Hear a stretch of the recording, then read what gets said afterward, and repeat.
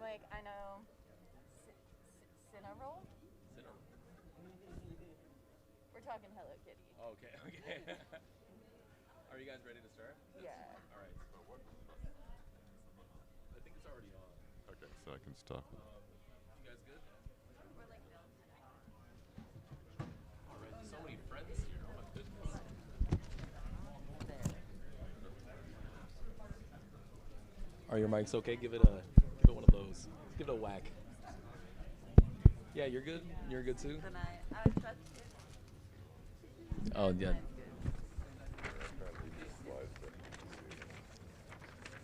All right, a few more people are filing in, but I think we're ready to get started on a very important topic, maybe the most important topic of the day, podcasting.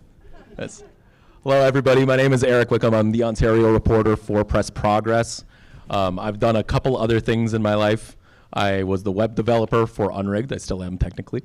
I also edit a few shows, including Tech Won't Save Us, System Crash, the award-winning Press Progress Sources podcast, and a few others. I don't want to take up the entire time listing my resume.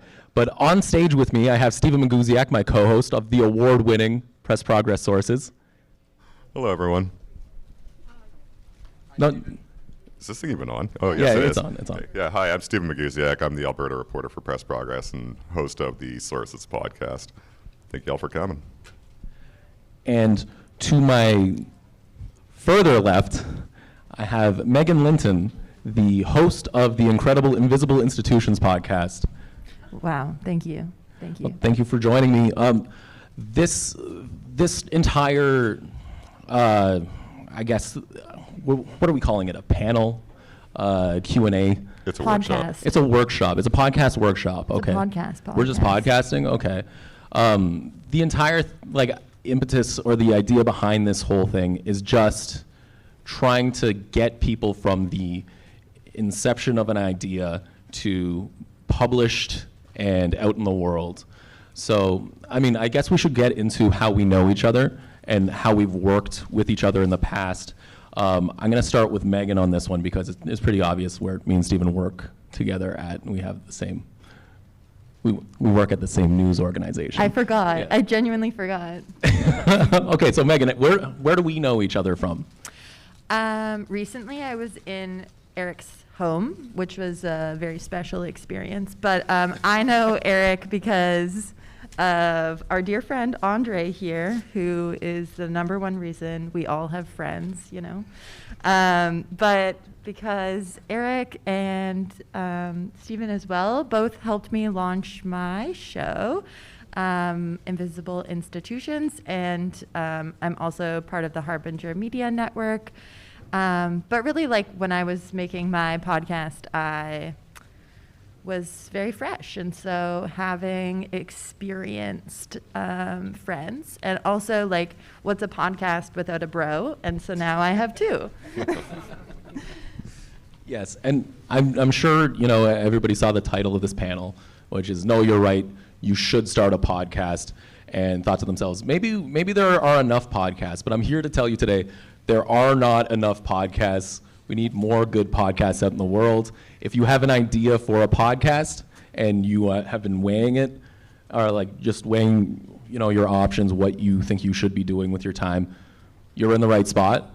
I would like to see some people come up with some podcasts at the end of this. This would be a success for me. So, Megan, I just wanted to talk about Invisible Institutions just for a little bit.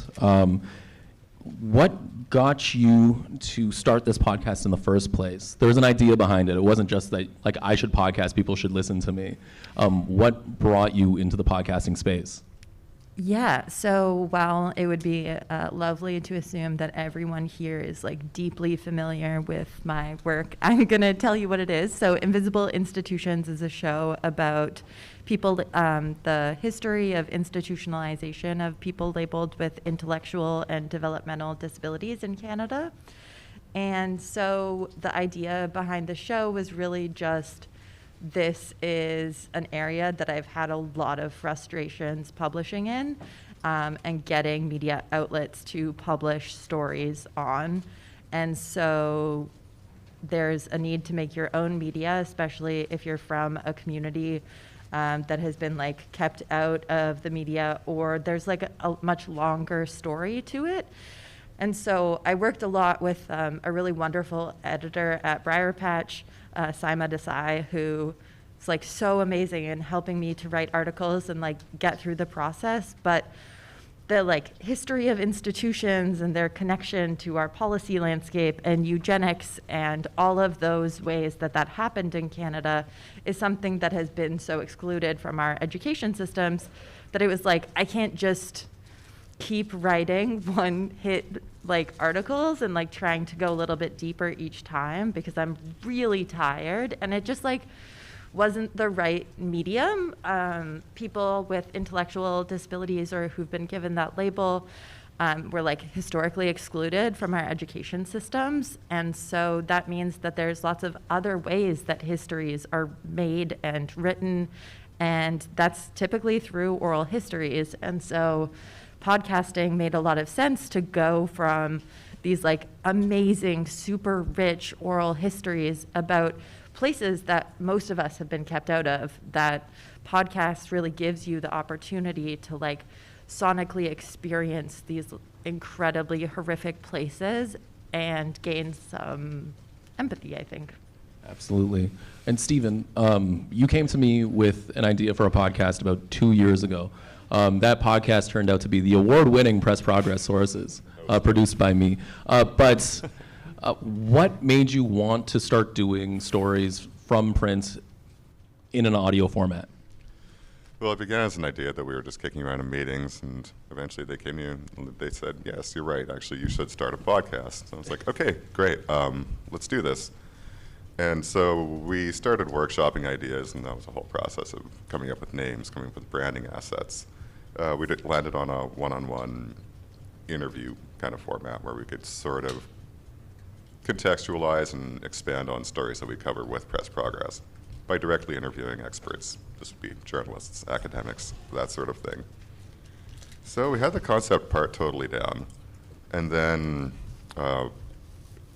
that's when I realized I had no idea how to make a podcast. So I messaged Eric. I'm like, Eric, my friend, how's it going? Yeah, great. Hey, quick question. How do you podcast?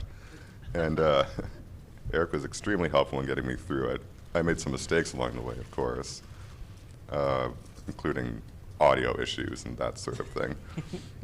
So I started Googling. Apparently NPR has an excellent guide on how to start podcasts. And one of their stranger recommendations is to build a blanket fort so that your audio doesn't start bouncing off the walls. Like, you literally just build a tent of blankets around you.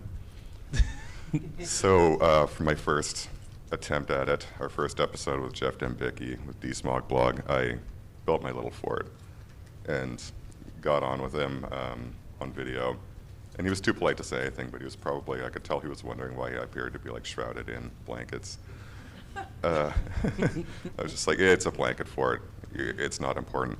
And then after I listened to the episode, and it still sounded bouncy, and it still sounded very underwater, and I tried to troubleshoot this with Eric, and eventually I realized I just had to go into settings and just on my computer and just do a simple lowering of the mic sensitivity.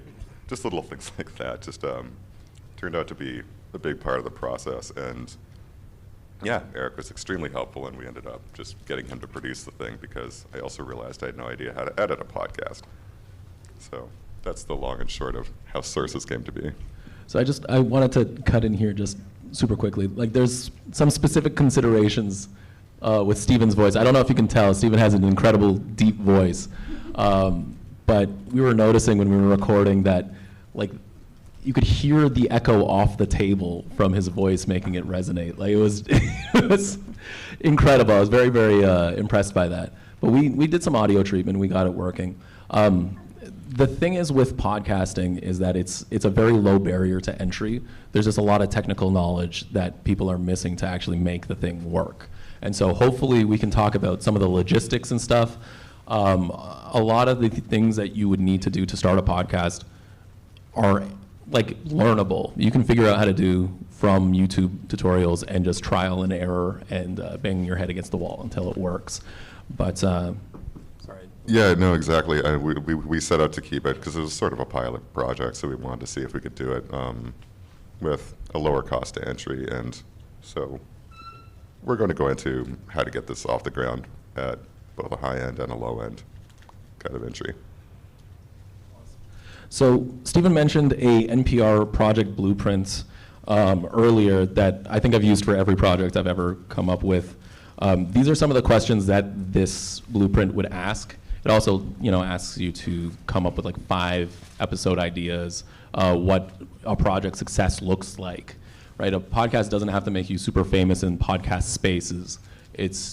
I did a podcast for years where I was just trying to stay in media, talking to people about specific columns that I thought, could have used an extra editor to, right? It was a media criticism show, but I think without that job, I would not be here today, right? And so I think that would denote success for me. But I want to go through just planning your podcast. I'm going to start asking questions, throwing them to Megan and Steven. Megan, you already told me what your show is about, so I'm going to start with Steve. What's Sources about? Sources is a news and current events show that covers the topics that Press Progress is interested in. So we cover the topics that our readers come to us for, often electoral politics, often labor issues, occasionally environmental issues, basically anything in the public interest. Right, and I think the thing that I find so interesting about it is that it adds like a layer of depth to a story that's already been reported by the team, right? Yeah, which is why we kind of wanted to go with a more one-on-one interview format and avoid commentary as much as possible, or at least let the commentary come from the guest when possible. Right. Megan, why should anyone listen to your show?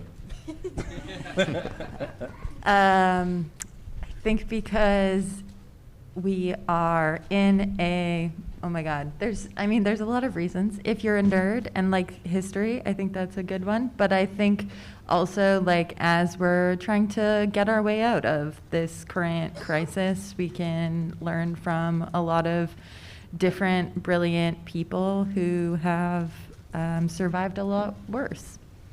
Absolutely. Sorry for putting you on the spot like that. But I know, I got flummoxed. I'm like, it's hard because my show is really sad, I'm going to be honest with you. And like, I think that that's a really challenging part of like trying to, give punchy answers is like, why should I listen to this? To make you cry? No. It's really to make you understand and like make sense of this really complicated issue that lots of us just don't have the like experience of understanding. Right, and just for the audience, I want to let you know that I'm not trying to ambush my friends up on the panel. I'm just trying to show everyone that like, if you're running a show, these are questions that you should have answers to before you launch. Yeah, so part of it was like, I don't want to have to explain at the start of everything, like, what is this thing? And so it's like, if I can just link someone, before I go on like a date, and if someone's like, what do you do? I don't want to tell anyone, but like, don't listen to me. Just here's a link. Here is 12 hours of the worst things you can imagine. Buckle up, baby.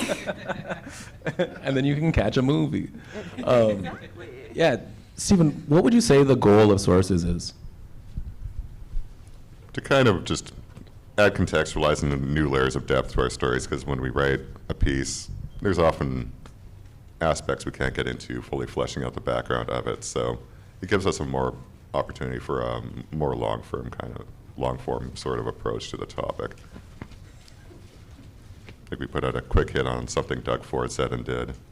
Here we can give an opportunity for someone to talk about it for 30 to 45 minutes to kind of give people who aren't necessarily following Ontario politics closely a better look at why it's important.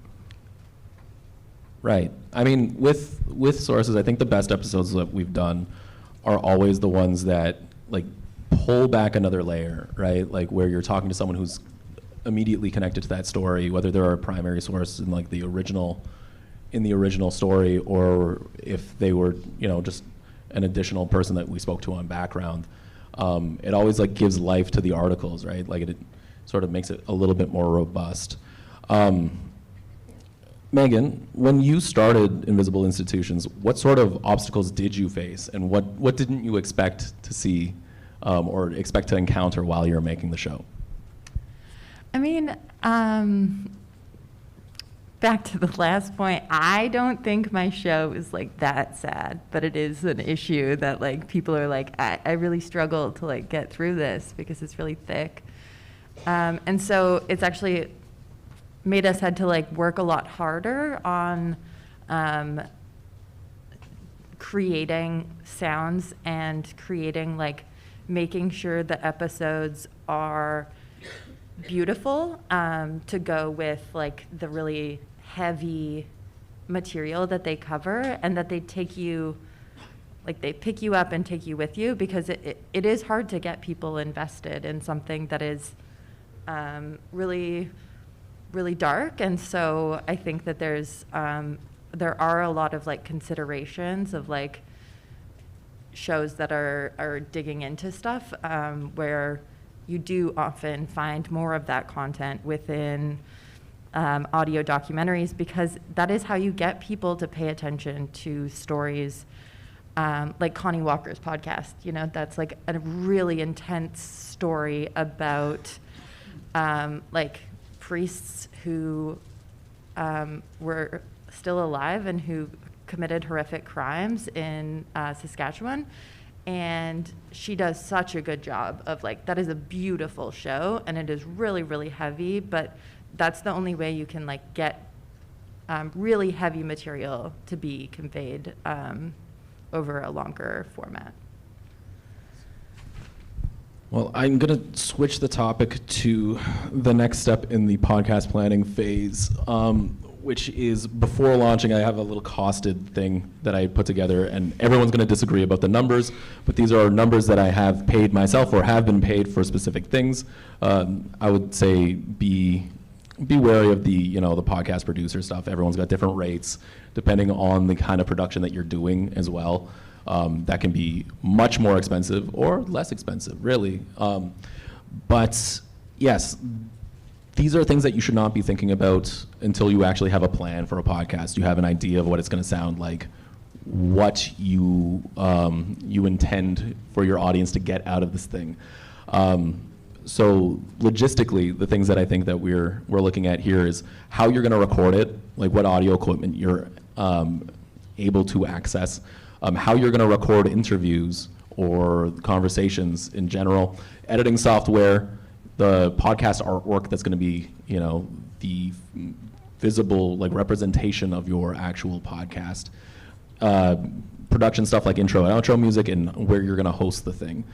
Stephen, you're going to take over for this part and ask me questions? Oh, yeah, absolutely. Great. Wow, that came out really loud. We practiced this earlier. Yeah. Well, this was obviously the biggest hurdle for me. So the audio equipment bit, we were on the low budget side of things.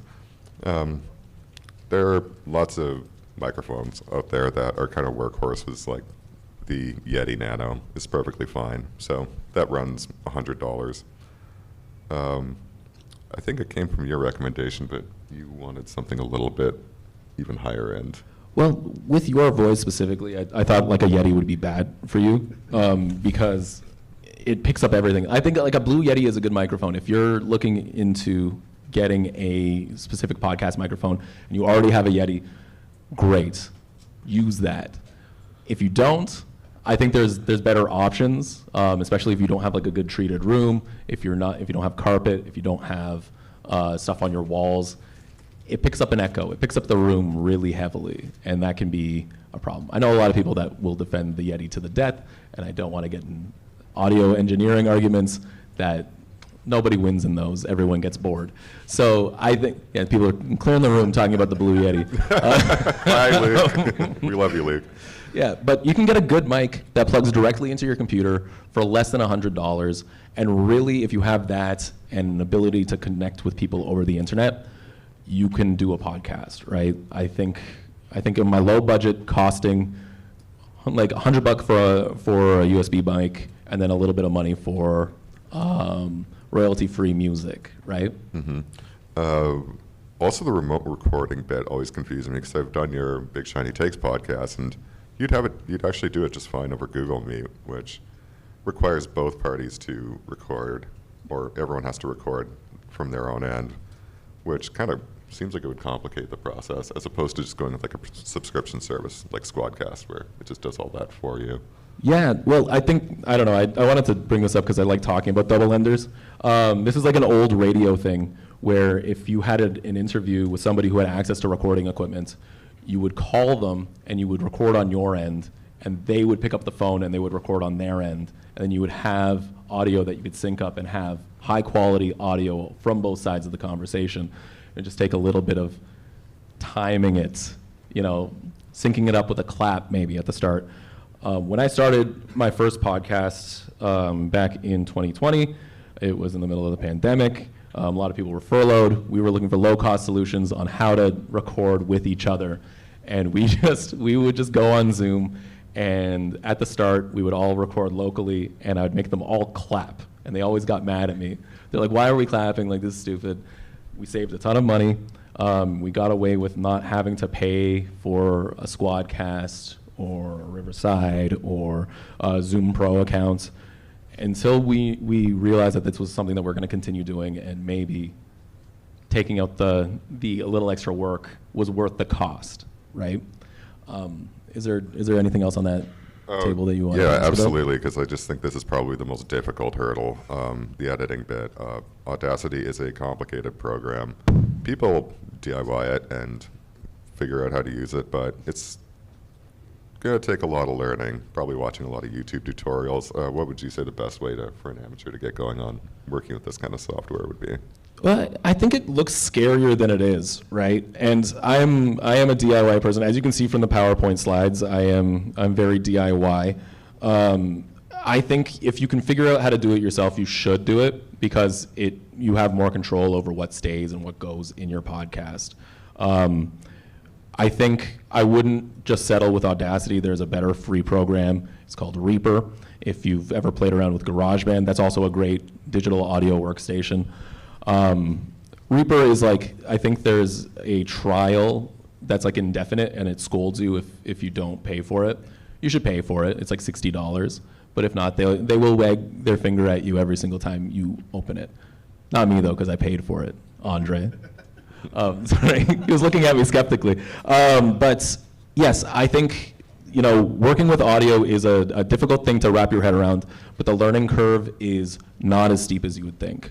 You can go in forever and work on post-production stuff and like try and make audio sound good and work on levels, stuff like that. But if you're just focusing on getting good tape and making sure the conversation is interesting, this is something you can do almost out of the box. It's just, there's going to be some frustrations. There's going to be some learning moments, is what I would say. If you're not interested in doing that, I mean, you can always hire a podcast producer. I know there's several good ones in the room. I'm looking at one right now. He's wearing sunglasses. It's very cool. Yeah. But yeah, there's always people looking for this kind of work as well. And if you're able to, if it's within your budget to pass to a podcast producer, that's a great way of getting rid of some of that workload, I do not do audio stuff. Like I mean, Eric did lend me his microphones this summer, and I felt like my most capable self with like a little. Oh, the shotgun mic? Oh my God, it was so cool. But like, there's no way I would be able to, like, if you have like, on some of my episodes, we had more than 35 different audio files, and like, I'm not gonna do that work. That's just not within my time span, because that's too many tracks to be mixing and like leveling and like getting into the right spot. And so almost all of my budget went towards my producer, and I was lucky that I had someone who was like a producer and a sound designer and an audio engineer who was like willing to do all of that work. But always budget infinitely more than you think for your producer is like my recommendation. Well, this is something that I think we should talk about, because your podcast actually has a budget, which is rare.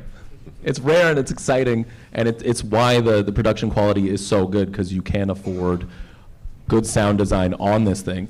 And how does that affect the way that people like listen to your show? Like, what do you think the impact is when you raise the production level on a show like that?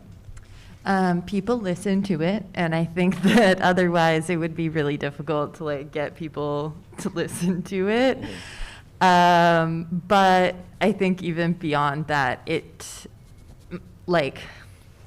really easy to hate everything you make, but I don't think I can, because the episodes are made with like so many people. And when I go back and like listen to the episode that's coming out shortly, it's so good, and it wouldn't be possible to have conveyed any of it without a producer and a sound designer, because it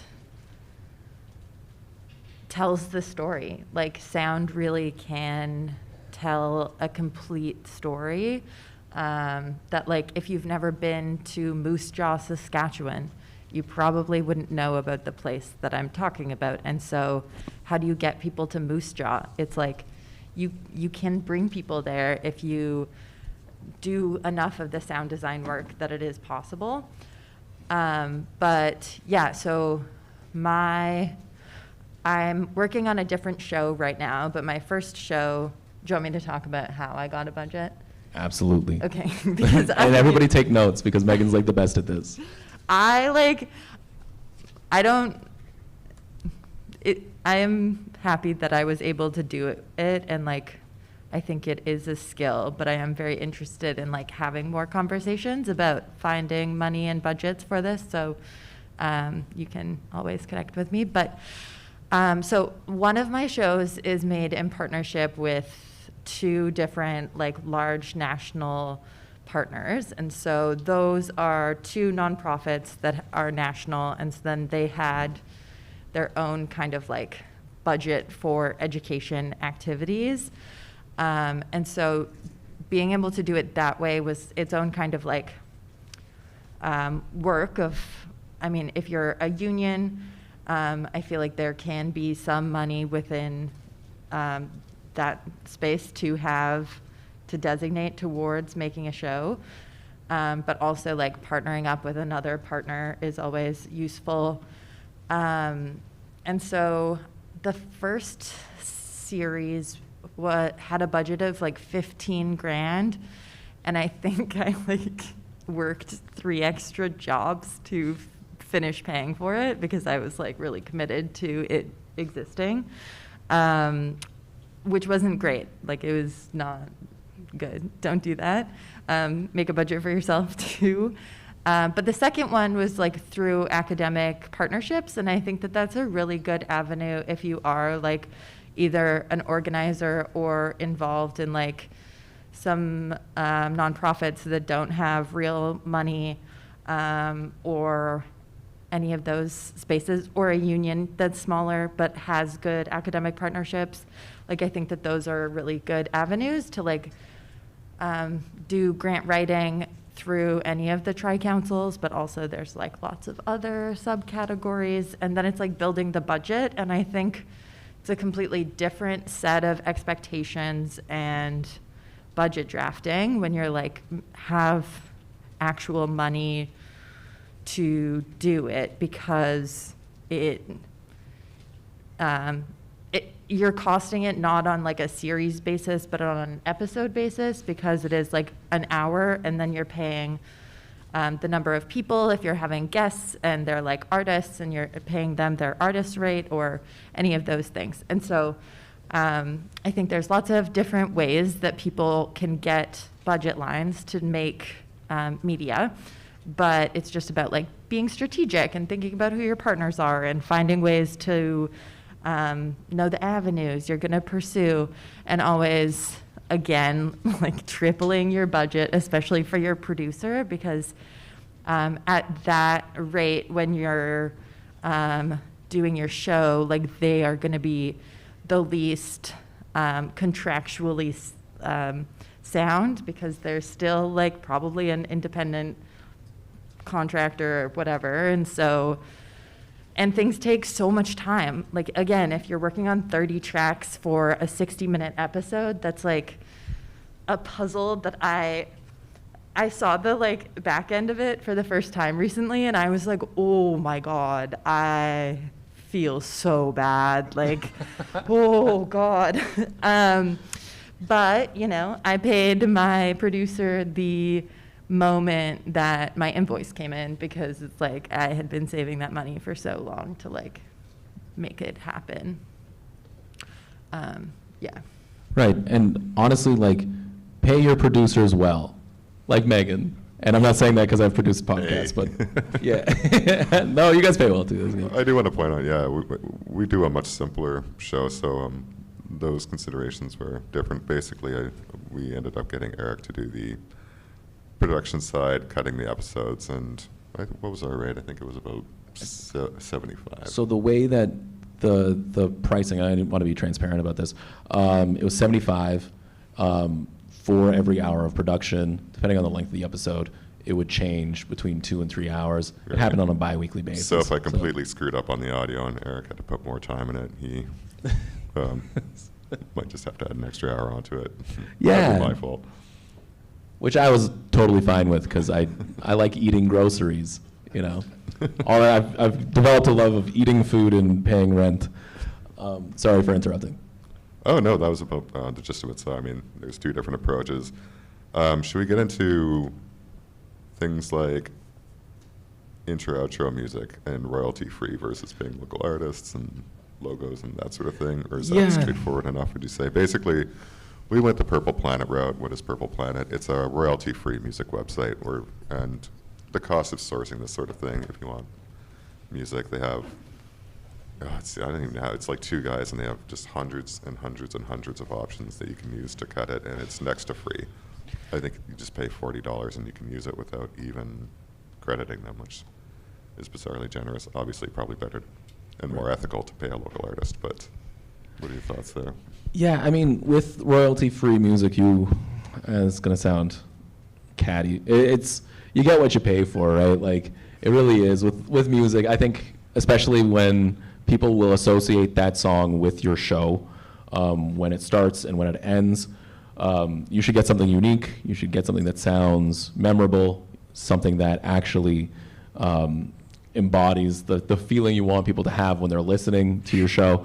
I ended a show recently, like I sunset a show just because I no longer have time to do it, and also like it interferes with some of the news work I do. One of the things that people said to me is like, I'm gonna miss hearing that song play, because like they associated with it like, maybe a little bit too long of a media criticism show, right? Like it was, I don't know, they're like, there's gonna be some mild chuckles ahead, and they associated that song with it.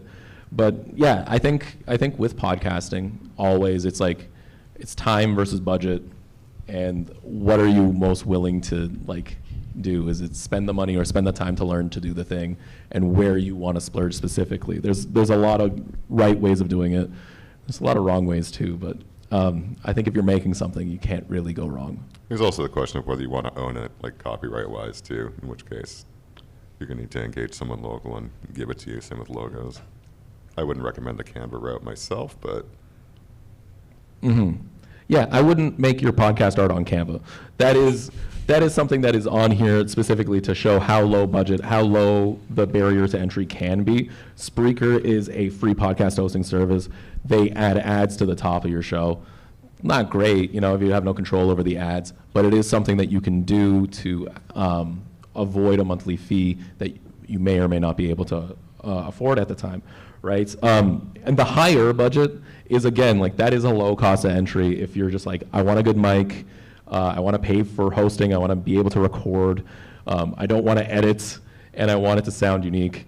Like, this is still a lower cost than what a lot of people end up doing for podcasts, right? I think your budget was higher than my higher budget, and you're an independent researcher, correct? That's right. Yeah. Fantastic. I like being right about things. I'm going to move on to the next slide because we are running out of time because I like chatting. The slide is beautiful, by the way, Eric. Thank you very much. I received feedback about our slides, and I wanted to make them better. And yeah, I can read the stuff on the left side. So this is a slide about launching your podcast. This is assuming that you have recorded interviews or you have put together the narrative structure of the show. You know what's happening. You have the audio. These are the things you have to think about. So, Stephen, can you walk people through how exactly an episode of Sources is made these days? Sure. So, after we've recorded and all that stuff, the episode intro and outro are recorded. It's sent off as a file to the editor, who happens to be Eric. Me. And it is then edited using Audacity. I believe you use Audacity, which is a free program.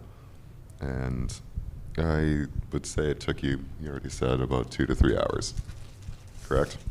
Yeah, it's typically about 2 to 3 hours, as long as I am trying my best, right? And if the audio is normal, if there's not any serious problems with the guests Zoom feed. There's one where you interviewed somebody who was telling you about the forest fires in Alberta, I believe, a couple of years ago, and audio was pretty spotty in a lot of spots, and right. I had to go in individually and cut that up. But yeah, I mean, 2 to 3 hours is usually about the amount of time that I dedicate to editing a 2-track just conversation between two people about a specific topic. So it would be rather time-consuming to completely DIY it yourself if you aren't very familiar with editing software, yeah? Yeah. Oh, it's going to take longer the less familiar you are with a piece of software, right? So my rule for myself is that the length of an interview, it will take about 3 times that actual number to edit. Just edit, start to finish, clean up any of the mistakes, remove any chunks that I think are not pertinent to the conversation, make it sound snappy, right? We're always trying to make you sound, like you got zip. Yeah, Steven. get rid of the ums and ahs and stuff like that. I Yeah. appreciate that. Hey, no, you sound great, but Thank it is it's just this process. At the start, it's probably about 4 times length, but once you figure out your little shortcuts and how audio actually works, it will be faster. And I do think it is worth doing yourself, unless you do not have time for it. Then I can't say enough how appreciated it is when I have to I say something dumb or get something wrong. I'm like, Eric, cut that, please. Just in the audio. It's nice. It's like you're leaving little secret messages for me in the interview tape. It's very nice when you do that. 1 second, let me rephrase that. Which is not a thing I can do on a stage, but I think I'm doing okay. Web hosting then. So where does the podcast live? Well, we put it on our website, obviously, and then we subscribe to Buzzsprout, which automatically puts it on all the major podcasting networks, Apple, that sort of thing. Right. And so, Megan, where do you actually host your podcast? Are you doing this all on your own, just on a website somewhere? I made a terrible mistake and bought Buzzsprout. Yeah. And now it's just there forever. It's just permanently on Buzzsprout. It is. But any time I would do it in the future, I would definitely have it on Libsyn or an RSS reader, because then it's chiller and not Buzzsprout. I don't because, or no, it's on Podbean. Which they all have great names, by the way. It's so humiliating, and it doesn't do anything. And I really don't like it because I hate subscription services, and and because I'm an independent researcher, I'm self-hosting it, which means I got my one-time payment, and then I have just been going into debt ever since on the podcast. So it's cool. I like it. It's fun. Well, then what would the alternatives be if you wanted to get around using Buzzsprout or Podbean? What are some of the best ways in your opinion? Libsyn? Okay. Yeah, it's self-hosting. If you want to get really DIY, don't do that. Don't learn how to code just for your podcast. Yeah, it's a bad idea. I did. Oh, did you? Yeah. Can you Worth it every time. I would say do learn how to code for your podcast. Coding isn't that, it is like, it's just like boys like Eric like to make coding sound so hard. I'm like a wizard because I can code. Yeah. sorry for interrupting. Please No, continue. I'm sorry. I just, it's just good to like, I think coding lets you have some moral superiority over like tech bros because they also think it's hard, but it just is like boop boop, beep beep. I feel like It I'm is kind of like that. representing the path of least resistance on this panel. Like, I don't know this stuff, just Someone whatever. has their hand up. Oh, yeah. Yeah, sorry to interrupt your program, but Please. if I can ask a question. Yeah, sure. Okay, sorry to interrupt. I'm listening and perhaps you can tell me why I should go into podcasting rather than what seems to be really catching and quickly influencing the discourse out there, which is live streaming, especially in the Americas, where I'm very actively analyzing and working with social movements, grassroots movements in the region. You see a lot of podcasters, but basically it's them going live on YouTube, Mhm. live streaming on Facebook, and it's like, I want to do that. It's live, no editing, it's just whatever 1 hour we spoke with the guest, and it gets 15,000 views in Yeah. an hour. So why versus podcasting versus Right. live streaming? How can you advocate for me? So what I would say is live streaming is very exciting until you are stuck doing it like 4 hours a day, every day, like being in front of people. It's a completely different sort of labor. It's incredible. People who are great at live streaming are really amazing. I know some people that are just Twitch streamers all the time. That's how they make their living.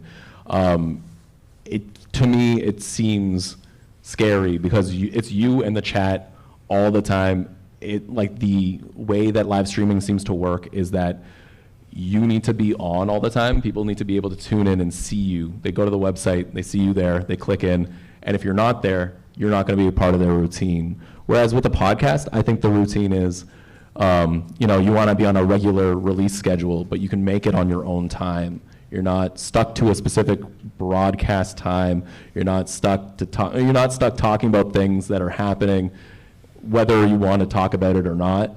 You can focus on the subject matter. You can keep it real dialed in. If you want it to be a very long podcast, you can do that and then like offload that to an editor and not have like the live feedback, which to me would be terrifying personally. Yeah, like people are like, this is bad.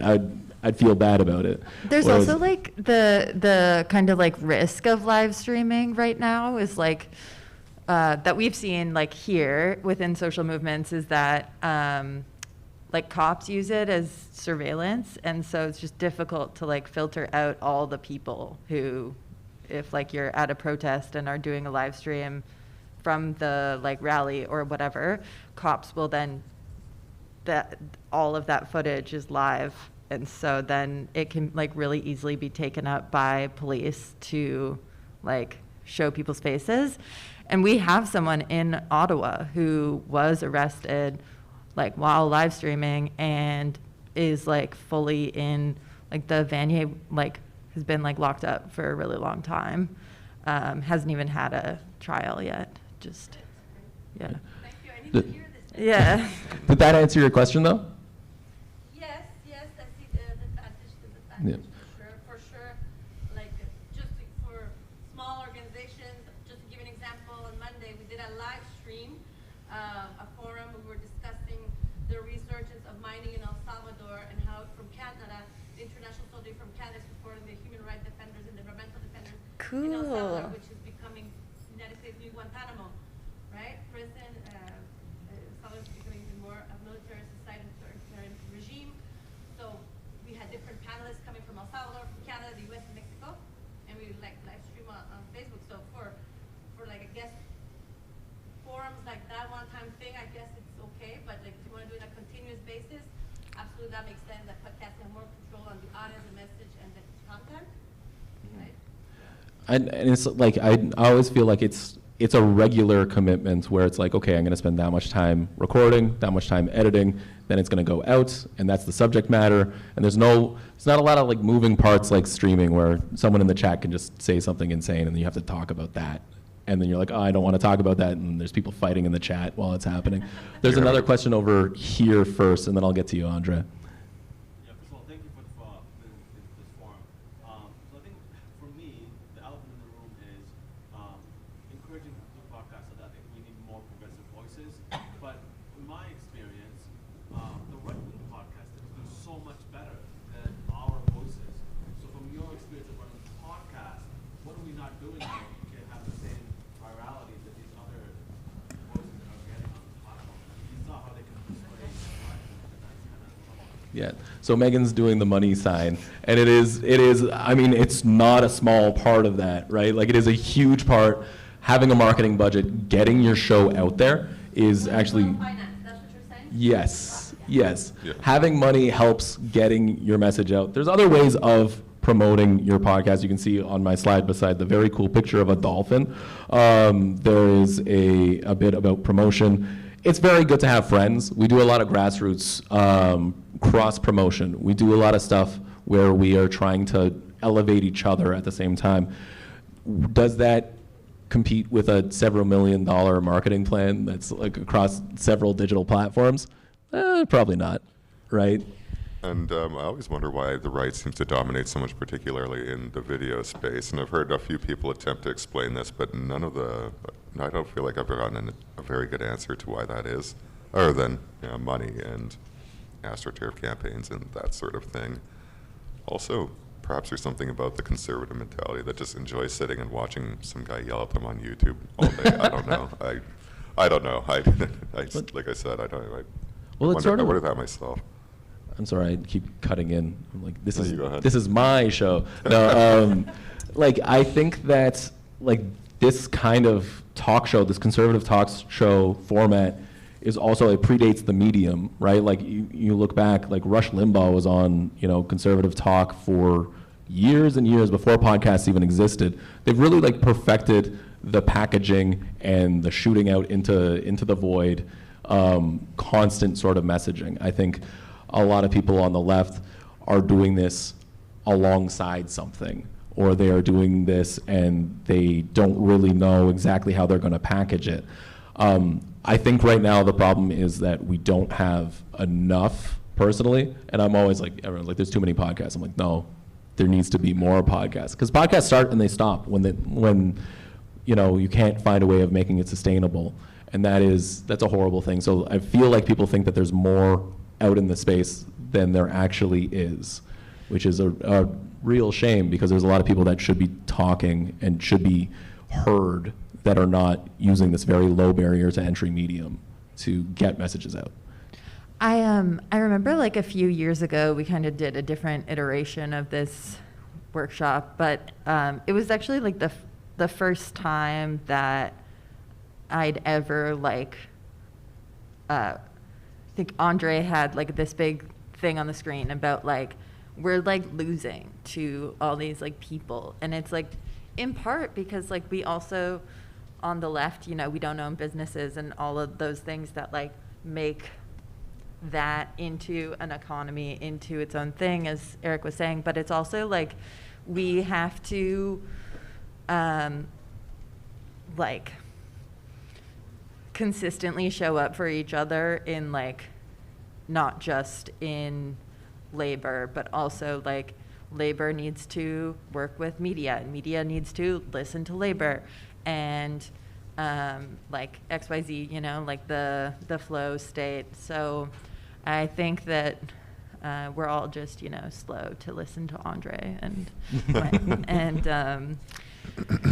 but yeah, I do really think that there are, like, some successful podcasts that exist that, like, cross, like, I think on the right they cross into the left, but on the left we don't always cross into the right, and so there's, like, I don't know, there's something there. Yeah. We could use some dark money networks like the right has too, Yeah. but that's Yeah, we're not getting a lot of oil and gas money these days.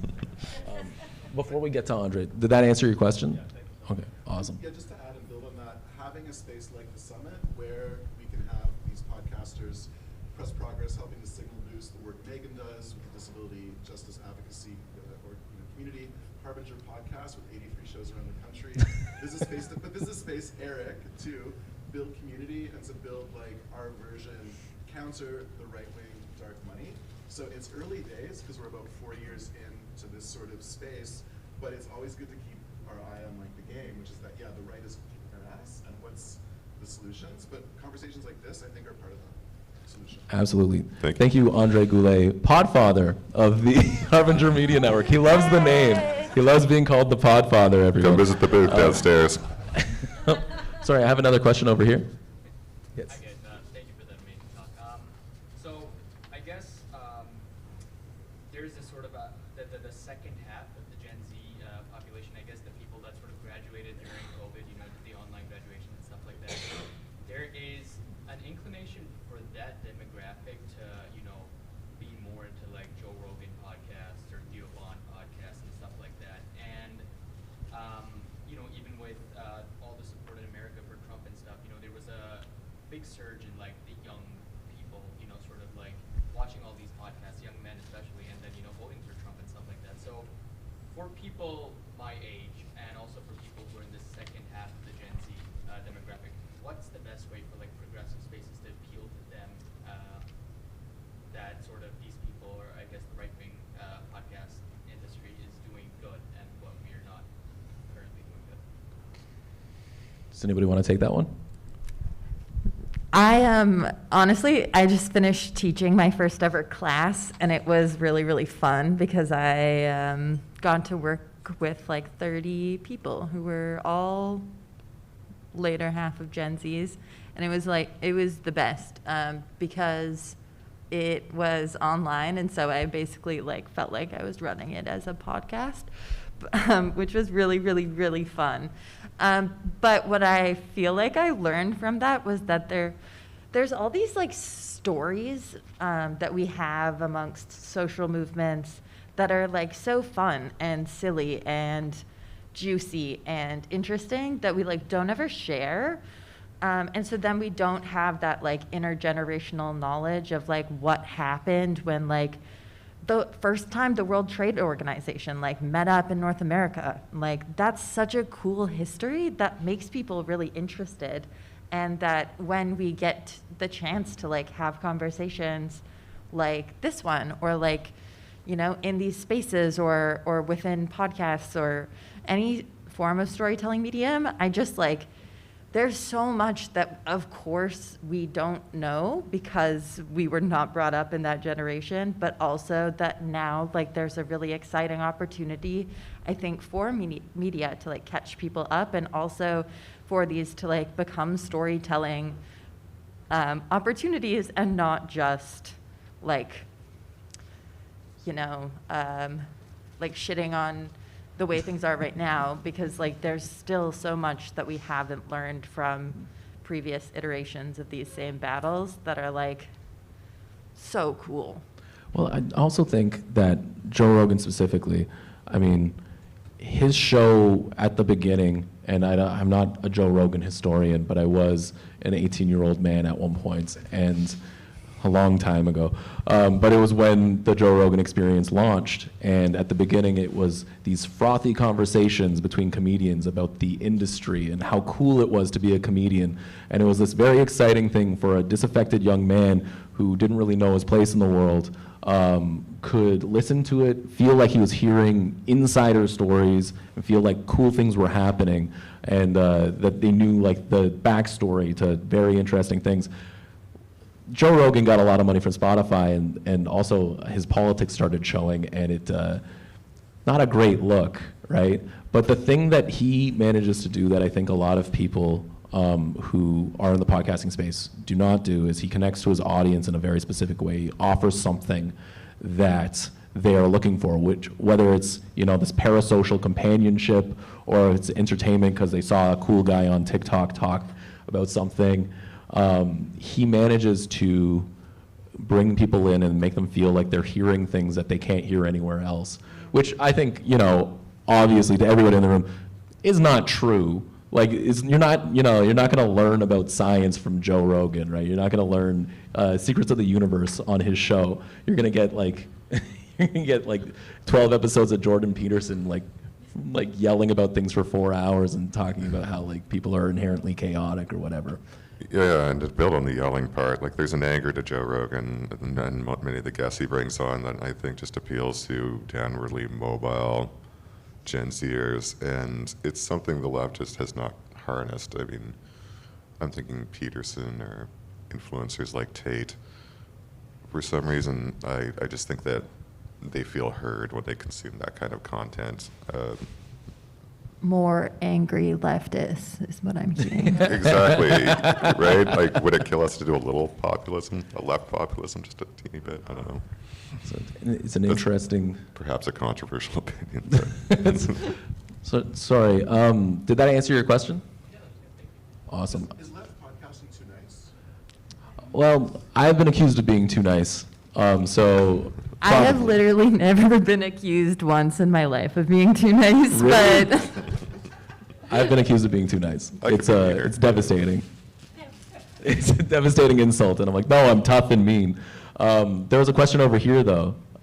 Yeah, sorry, I've lost my voice, but can you talk a little bit about media rights in Canada?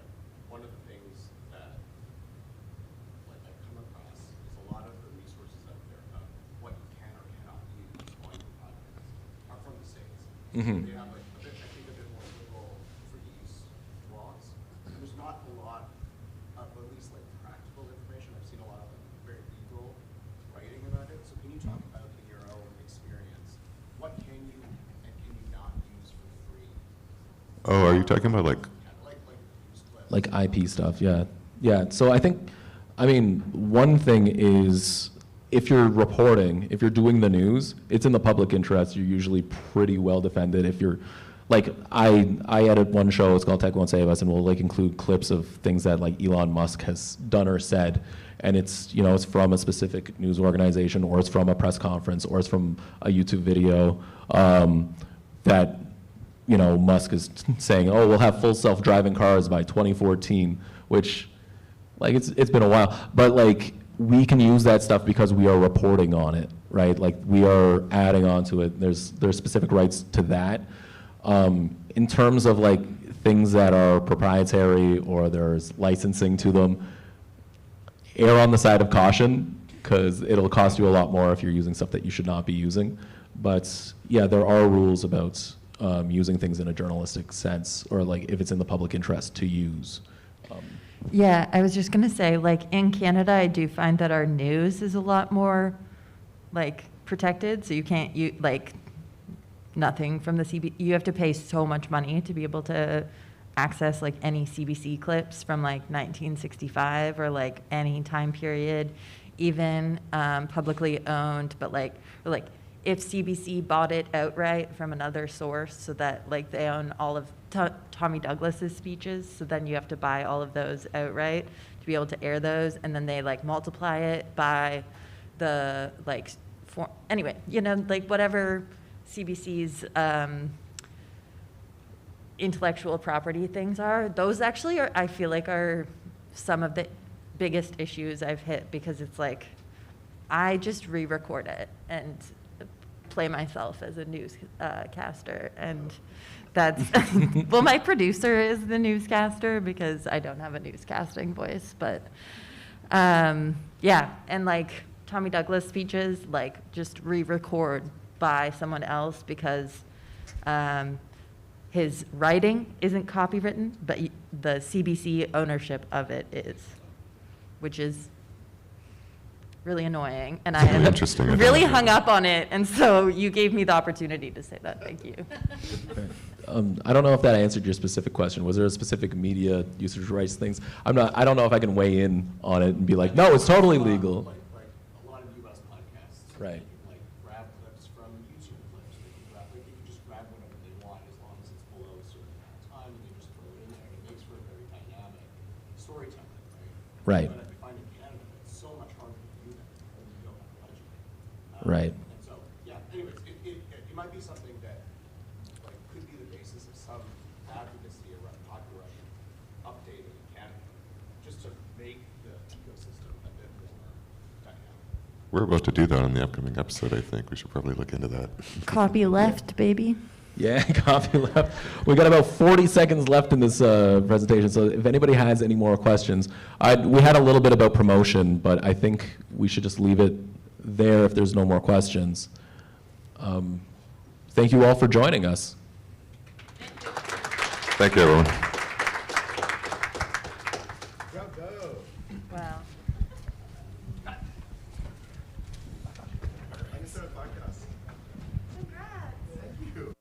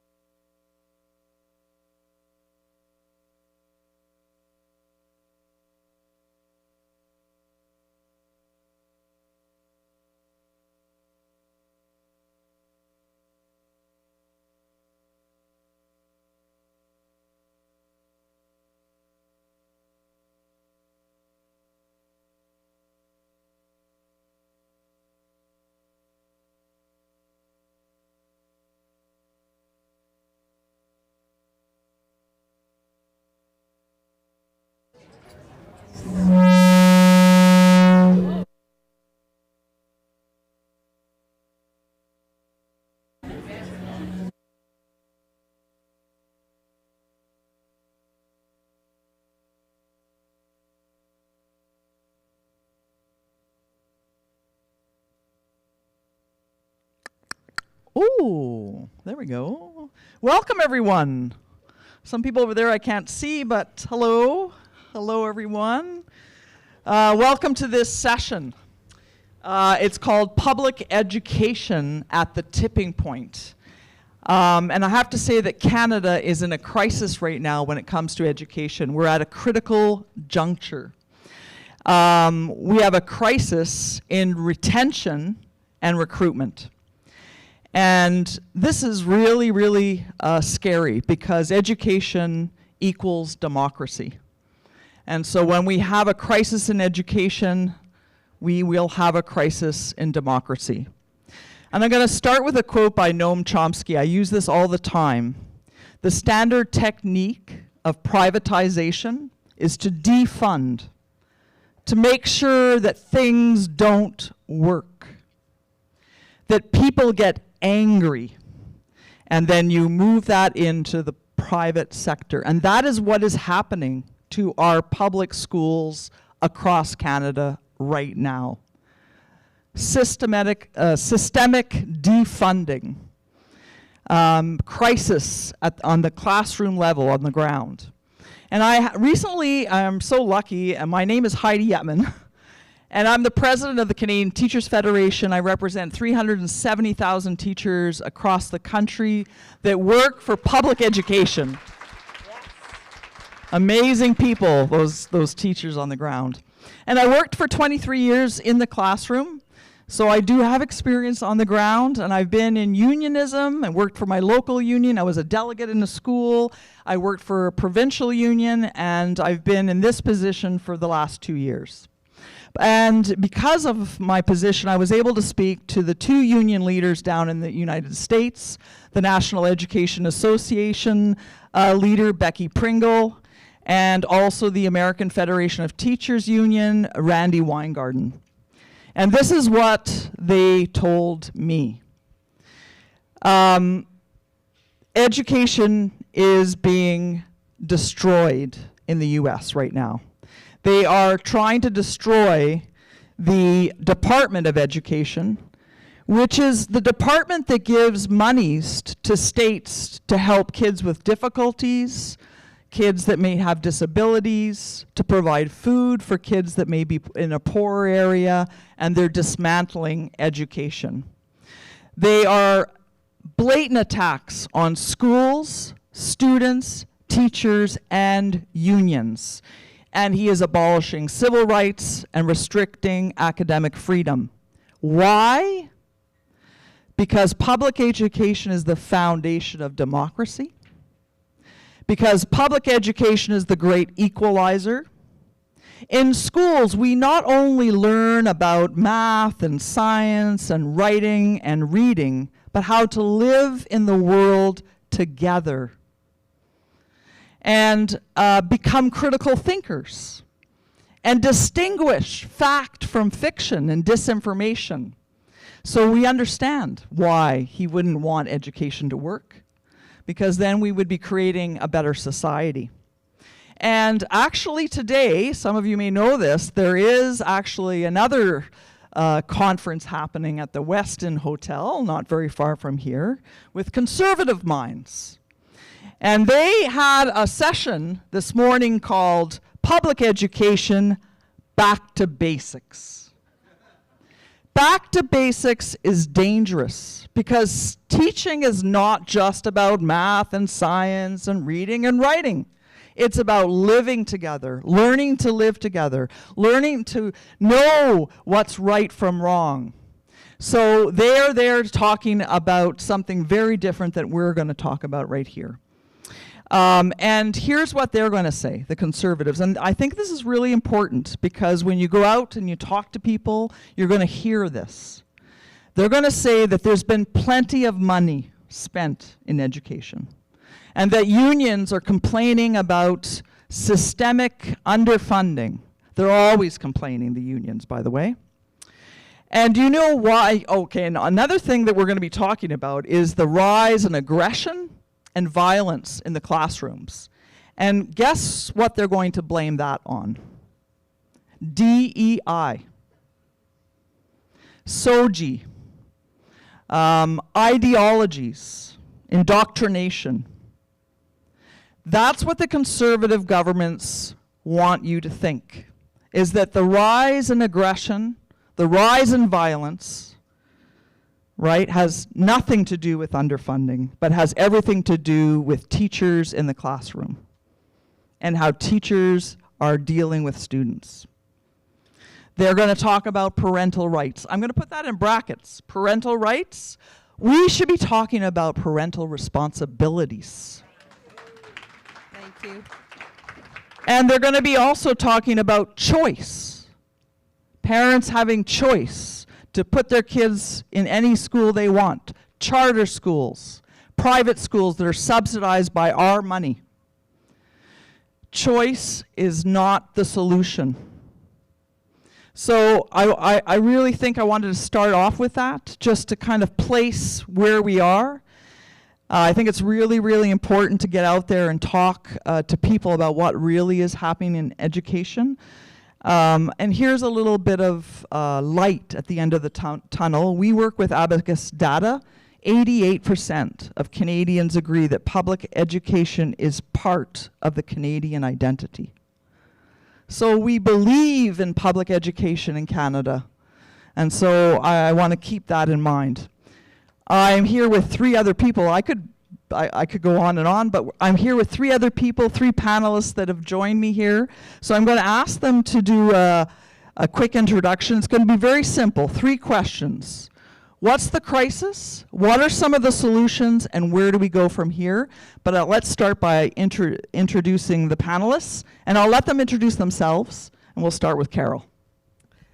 Hello, my name is Carol Sarich, and I come from the beautiful city of Saskatoon, Saskatchewan. It's much warmer there, by the way. We're seeing lots of green grass already. This is my 41st year as an educator. I spent my first 19 years in the classroom and the last 20-some years as an administrator. And it never was like this. The last 5 years have been really difficult, and with declining of funding for the last over 10 years, it's just been a complete spiral in that direction. So when I think about what's happening in education, and I can go on and on as well, I think of the experiences that I've had in the classroom, and I think of what's happening when I talk to my colleagues, as I am the president of the Canadian Association of Principals. So I meet with principals across Canada, and we talk about the fact that we're all dealing with the same issues, but there's no unified action. There's no one stepping up from our ministries to deal with the issues in the classroom. So let's talk about what those issues look like. And I see these every day. I was missing for one day. I had 50 texts on my emails telling me about different things that were happening in my school in one day. So we have gotten to a point, in my opinion, of intentional chaos. So this intentional chaos is being navigated by people who are so passionate about education that they are not going to give up. These teachers, the educational assistants that are working in the schools, our caretakers, they're all working really, really hard so that our children can be what they need to be. But it's really hard to do it when they do not feel valued, when they are constantly at the end of sometimes very abusive situations, whether that's the violence in the classroom or how they're being treated by the community as far as parents and so forth. We have less funding, as I've already mentioned. And we have a model that is a focus to help all children to be successful, but the model doesn't quite work. So we really need to look at what inclusion really means for all children to be successful, not just a few. And we need to look at our teachers and how we're helping them to do the job that they do. What we're expecting as far as our teachers go, the training that they have, and the training of our educational assistants, who are also very much an important part of our school systems, how are they being trained to be able to do this very, very difficult job? So when I look at what makes this crisis, I look at the intentional underfunding. I look at how our model of education is really supporting our children. I look at the staff that is working so hard but feel defeated because at the end of the day, they're not able to get to every child, even though they want to. So there's a lot of things, but there's a lot of opportunity. And there's a lot of hope because they're not going to give up. They love your children, and the children are worth it. They definitely are. So underfunding, violence and aggression in the schools, retention and recruitment. those are some of the things that we're looking at. And teachers are exhausted. But Haldis, I'm going to get her to introduce herself. She's from Education International. And she might be able to give us a little bit of a view globally what's going on in education. So Haldis? Thank you, Heidi. And is it on? Yeah. Hello to everyone. So I'm Haldis. I am originally from Norway. I am a teacher of training. And I'm looking at Carol because I think we started more or less at the same time. I would have been in my 42nd year. So that means that we're the same sort of time frame that we were trained in and started teaching in. I want to say that before I go on to sort of who I am, because we can describe the crisis, and I'm sure just about every country in the world, and I can come back to that, will describe a crisis. But I would also like to say here, and I'll come back to that, they started using the word crisis before a certain person was elected president south of the border. So there are several elements here that are driving the challenges that we're in. But we also have the privilege that I can chat with Carol and we see each other and we can talk professionally and we have something in common. That gives energy. I can meet with who I consider a close friend and I've worked with, Gifty from Ghana. She's exactly the same age again. And we can talk about being a teacher and we see each other. That is something special. Having a profession that is global. I can walk into a classroom just about in any country of the world and I can feel at home, even if we don't have a common language. Because there's something about the purpose of what we do that connects us. I say if I kneel down, get an eye level with the students or with the kids, I'm there and I have a contact. That's precious. And that's why we're in the profession. I'm still proud of being a teacher. I know many people who are still proud of being teachers, even though they struggle, they're still there. Not everyone has left, and we must keep that in mind too when we go forward.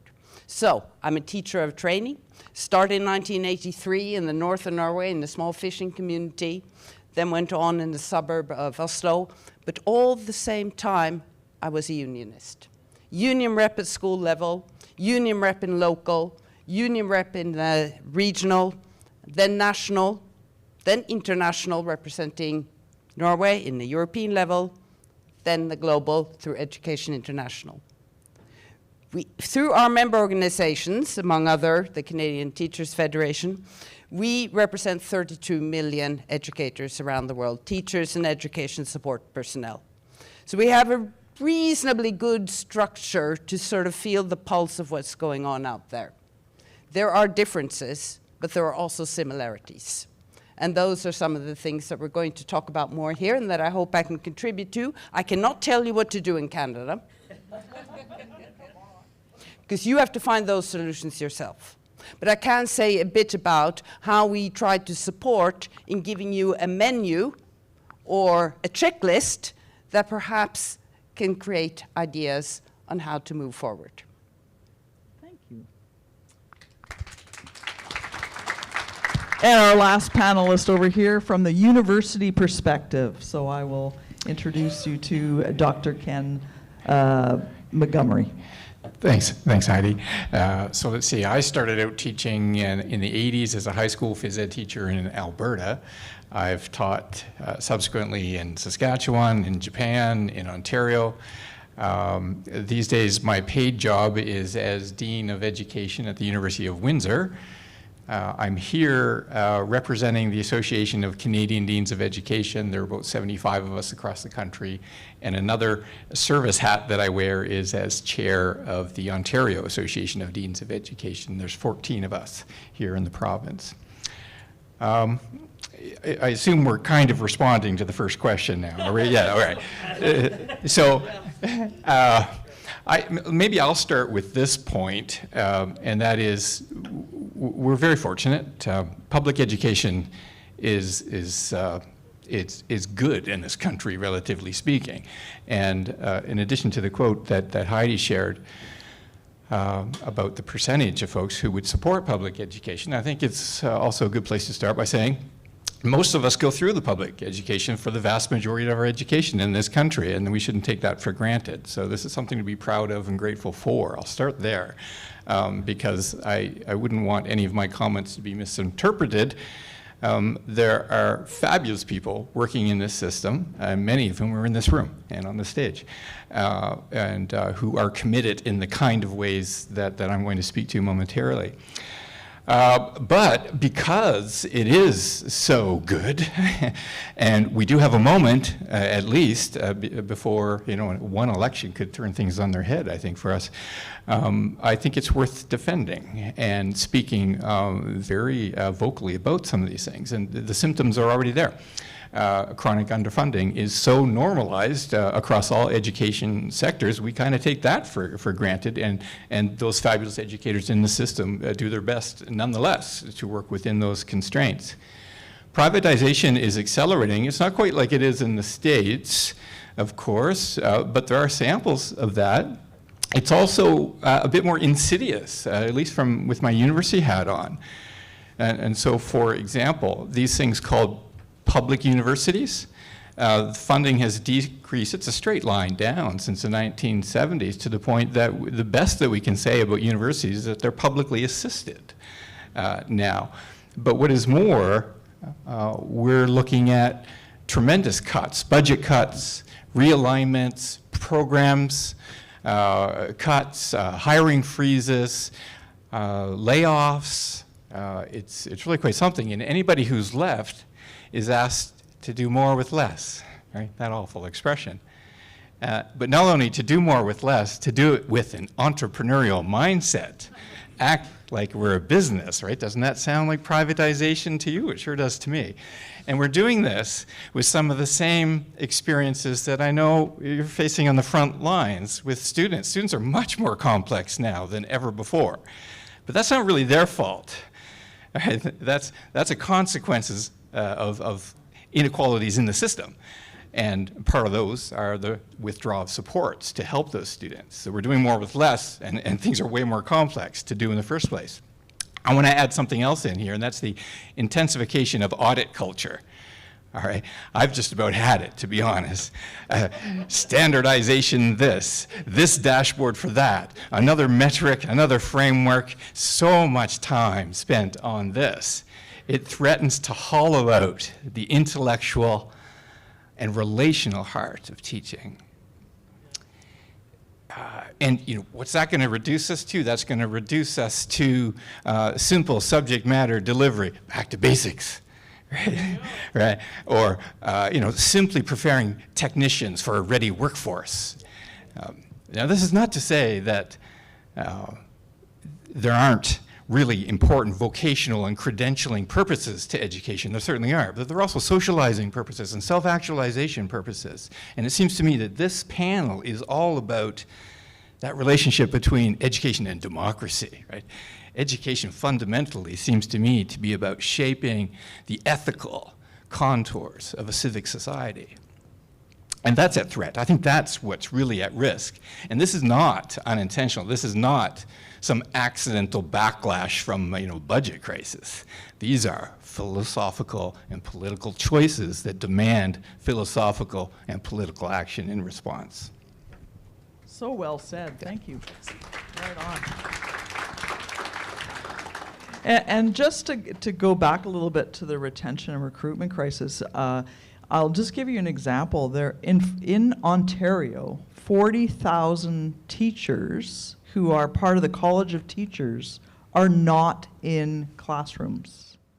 Where are those teachers? So I've been saying this a lot. I get a chance to go across the country and meet with teachers from across the country, and I've been saying that it really isn't a shortage of teachers, it's a shortage of respect, a shortage of good working conditions, a shortage of resources for students. Those are the shortages that we should be talking about. It isn't a shortage of teachers. And maybe I can come back to you. I know that there seems to be less students also enrolling in university programs in education. Is that correct, or am I wrong with that? I'm going to speak to that in response to number 2, but I'll give you the trailer for it now. Applications for teacher education programs are through the roof. Oh, good. But funding for teacher education spots are about as low as they've ever been. Okay, well, very interesting. Yeah. So here we are. And I'm really glad that Haldis, you talked about the beauty of teaching, because it is an amazing profession, and we're in this really strange world where we're kind of saying, oh, things are going really bad, but it is an amazing profession. So it's this balancing act between, trying to attract people into this amazing profession, and yet at the same time calling out governments for underfunding. So it's a very strange place to be in. But at the Canadian Teachers Federation, we've done quite a bit of surveys. And the surveys basically say that what teachers need, and this is kind of going into the solutions, one of the biggest things they need is they need time. They don't have enough time. So they need time for prep.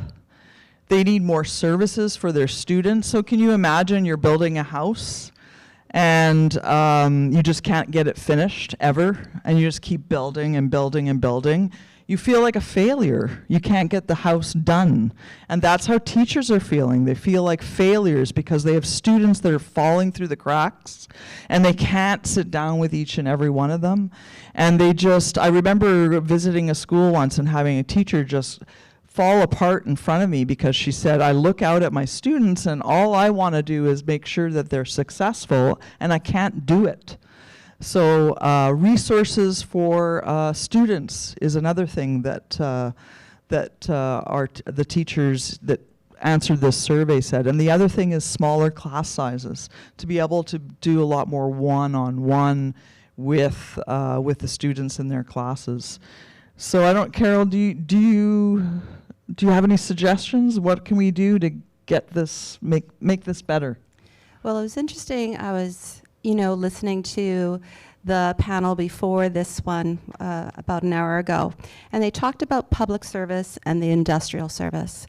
And I was thinking about the connection between education and the medical field and health services, and how we've seen that decline with both those areas of service. And even with education and trying to get the support for mental health, which is a driver as well. I failed to mention that in my first little epilogue. It's just not there. Like, people are waiting. Adults are waiting for medical services. Students are waiting for medical services. And we can't even find doctors. We can't find people to do some of those things. And if we're really looking at the whole picture, it's not just about looking at the industrial section. It's about looking at how do we want Canada to operate? How do we want Canada to look? Because you can't separate one from the other anymore. The industrial and the public have to work together. And you can't just say, well, we're putting all our eggs into one basket, hoping the other basket's going to survive. It's not going to happen.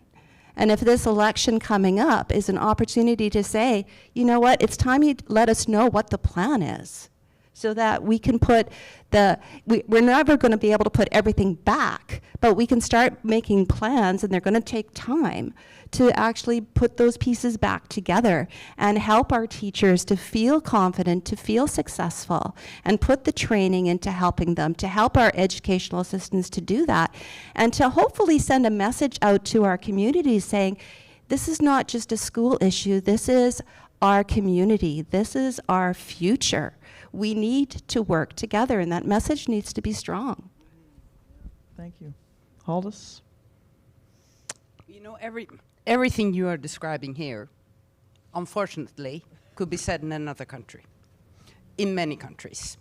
And I think that's the gigantic challenge we see from the global level. And I mentioned that we sort of defined a crisis a couple of years ago. There was a conference, or the Transforming Education Summit, that the United Nations held in 2022. It was the first time ever that heads of state were invited to discuss education in New York. And one of the outcomes of that summit was establishing by the UN Secretary General a high-level panel on the teaching profession that looked into the challenges. And he described it at that time as an urgent call for action, because we're seeing all over the world that we're having difficulties in recruiting to the teaching profession. A lot of the reasons are everything that you are describing. And of course, a lot of this costs money, and that's why we say it's a lack of funding. But it's even broader than that. This high-level panel was chaired by two former presidents, heads of state, from Trinidad and Tobago and from Estonia. The panel was also put together with representatives with different perspectives, also teachers. The former president of Education International was on it, Susan Hopgood from Australia. We also had a teacher from Lebanon, also principal, who was on the panel, and a teacher from Singapore. And there were other people. They presented their recommendations in February of last year. And this is when I talk about the menu or the checklist. There are 59 recommendations. I said I started teaching in 1983. Reading those 59 recommendations, I don't think I've been as happy on behalf of my profession, although of the crisis and all the challenges, since I started. Because it spoke to my heart. It spoke to my professional heart, that you had a global panel that understood what it was about. They understood what teaching is about. They understood what education is about. And I have one quote here, when they presented the 59 recommendations. The high-level panel's wide-ranging recommendations are premised on the need to value and respect the teaching profession. This requires decent working conditions, competitive wages, space for teacher voice in decision-making, and opportunities for development and innovation.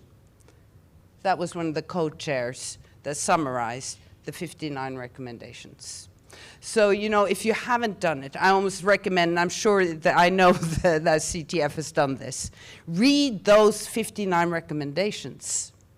And then you can tick off which ones are okay in Canada, and which of the 59 have we not reached. One of the key recommendations is that you should establish, and probably in Canada, I may be wrong, you should do it at provincial level, perhaps also at federal level, a commission that looks into, okay, we have a shortage. What is the shortage? Is it a general shortage? Is it on specific subjects? Is it geographical? Is it age level? Because the shortage isn't the same in every country.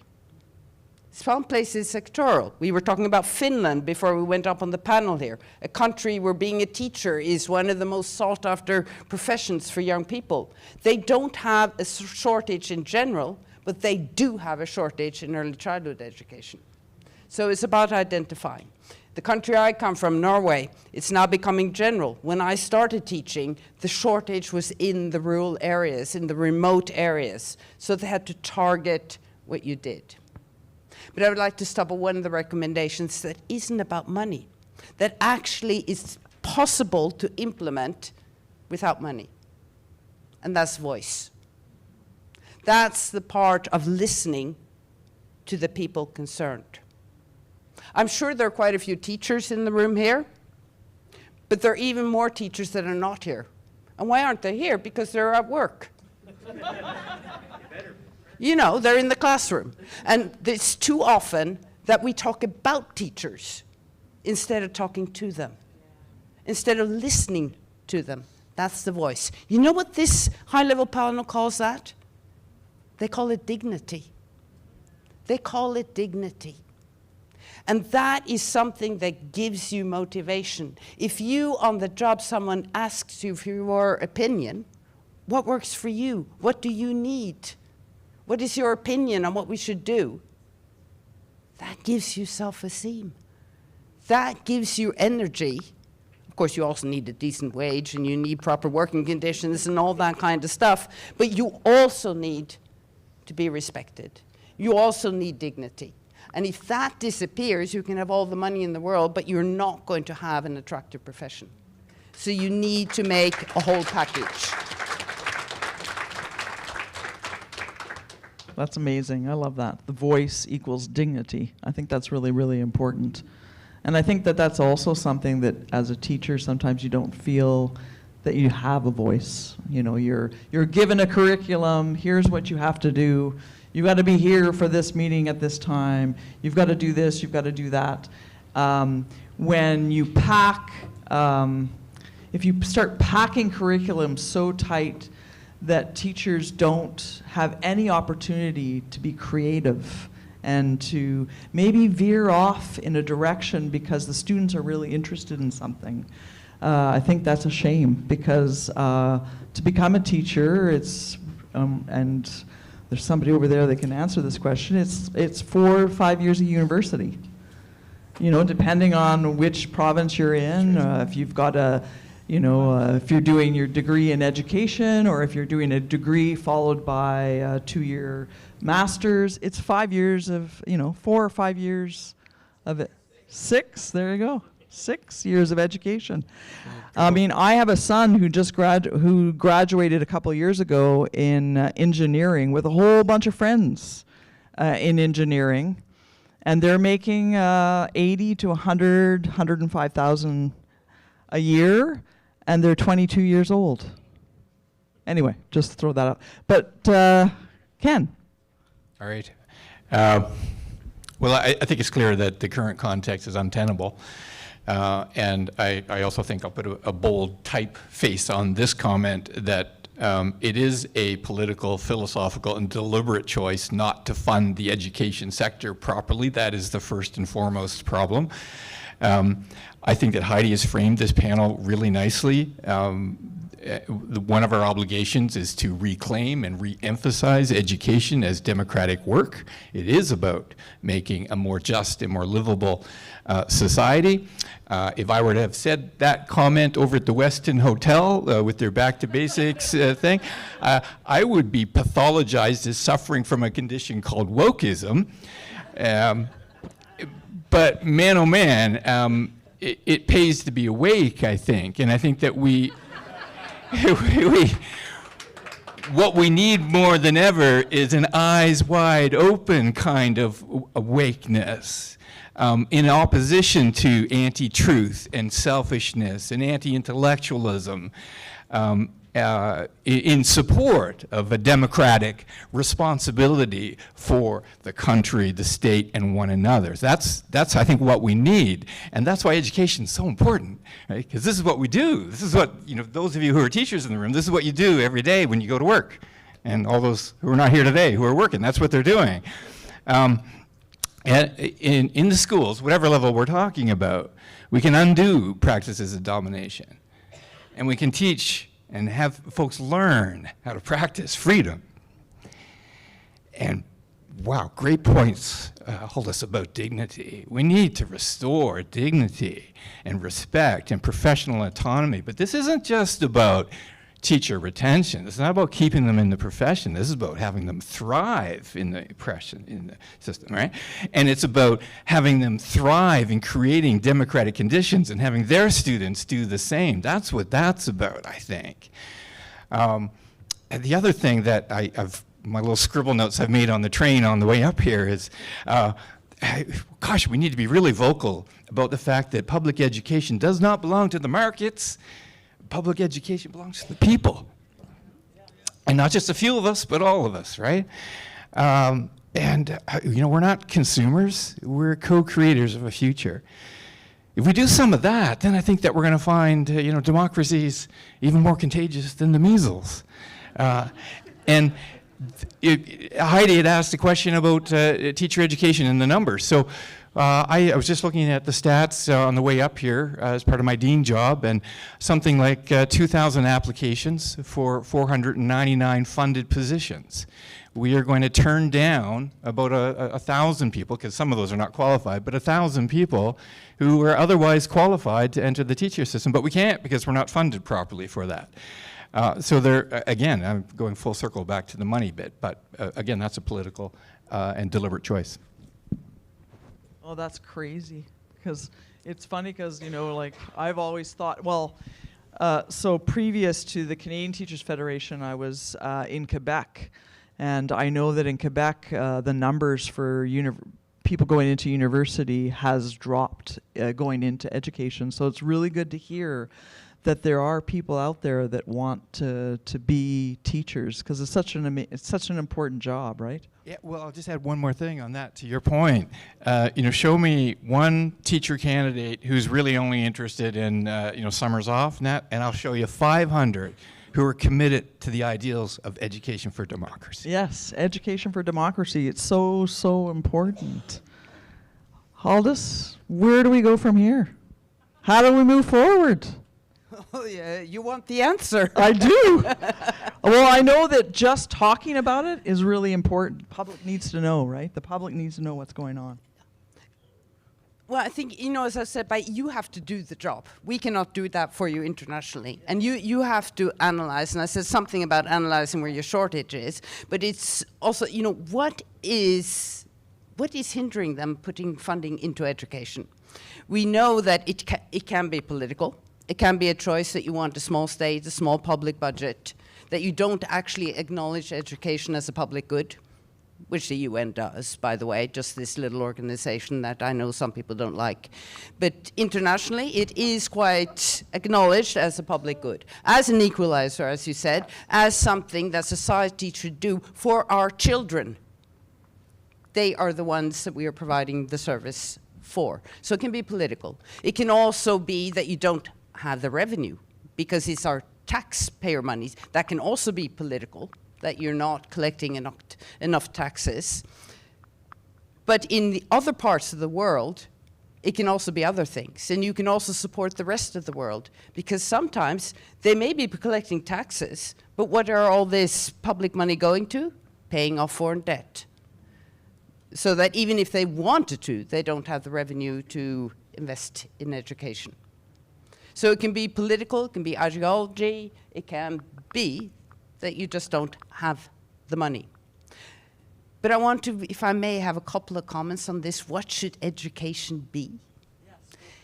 Yes. When you say that, referencing this DEI that's become the new villain of everything that some of us want, I got this image in my mind. I'm a reader. I love books.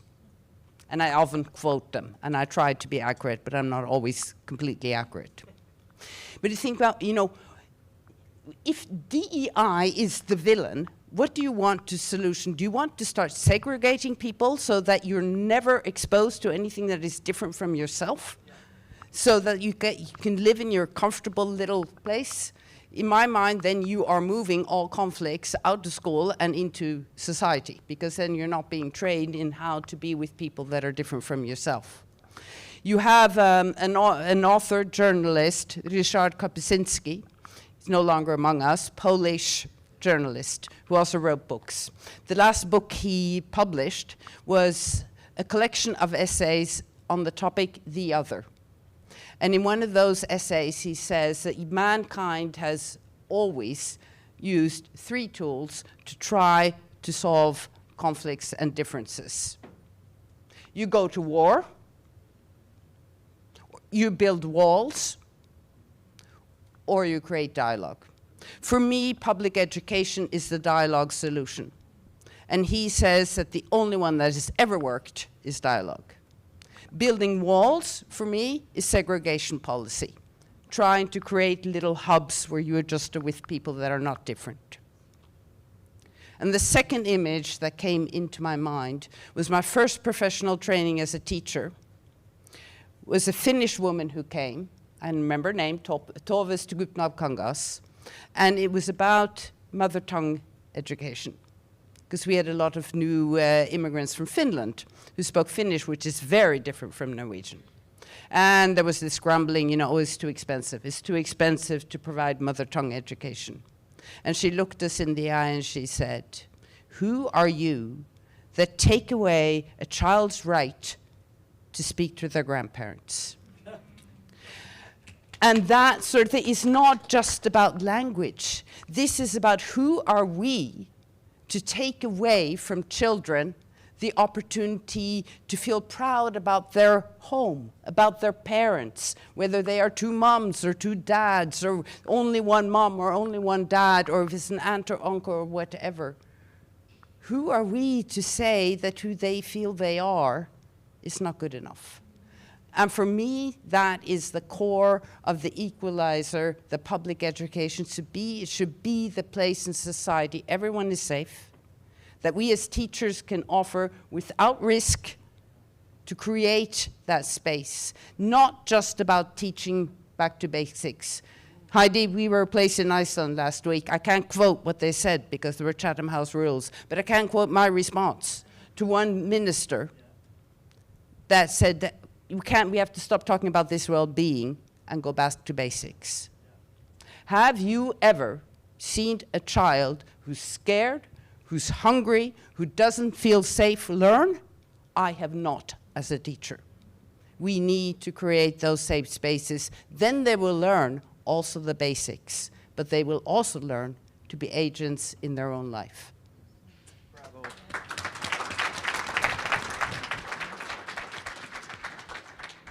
Carol and I are lucky we get to see each other on occasion because we're part of the National Advisory Committee on Education, something that the CTF created, where we are talking principals and teachers and administrators talking together about how we can advocate for education, public education.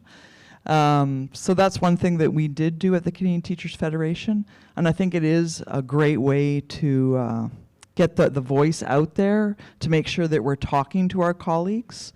Some solutions, if you had a magic wand, Carol?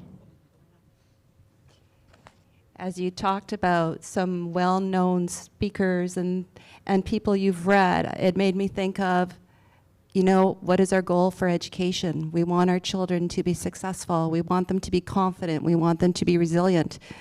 And we learned a lot of that stuff in kindergarten when we learned how to be on the playground together. Our children don't have a lot of strong models right now. And in education, we're trying to help them to see those positive things. And before we can get to those basics, we need to be regulated. We need to be thinking about how we're feeling. We need to be not feeling fear. We need to feel that we can succeed. And I really do believe that our hope is in our children. Our hope is in our staff that are working in our schools. And our hope is here in Canada. We have such an amazing country. We just have to bring ourselves together. Unity is the key. So there's not very much time left, but if anybody has any questions, we'd love to try to answer them.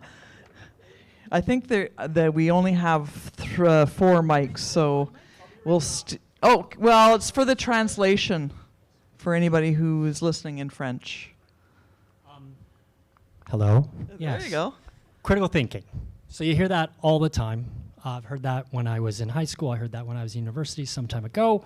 And it's kind of the big social democratic dream, you know, the great equalizer. Give folks these skills regardless of what, profession or job or vocation or whatever they landed. And now, of course, we have all the social media stuff happening all the time. I mean, I would say even when I was a kid or in university, critical thinking was thrown around a lot as a slogan. I'm not sure how much it was happening at the various levels of, post-secondary education in a lot of ways. Now we're in a totally different environment where we have the Zeds are getting 40% of their news from TikTok, and who knows what it'll be like with the preteens from the pandemic when they get to voting age. So do you have any ideas or insights about critical thinking or other maybe best practices in other jurisdictions or countries where they're doing critical thinking in terms of actually, really fighting the flat earth contingent on, online? I don't know if you want to take that, or you probably... Yeah, sure. Yes. I think that one of the problems that we're seeing, and this is partly related to the intensification of audit culture and the direct correlation between right-wing governments and the need for education to feed the economy and nothing else. I think what we see is a lot of space being taken up by numeracy and literacy, which is really important. We need that, but we can't just have that.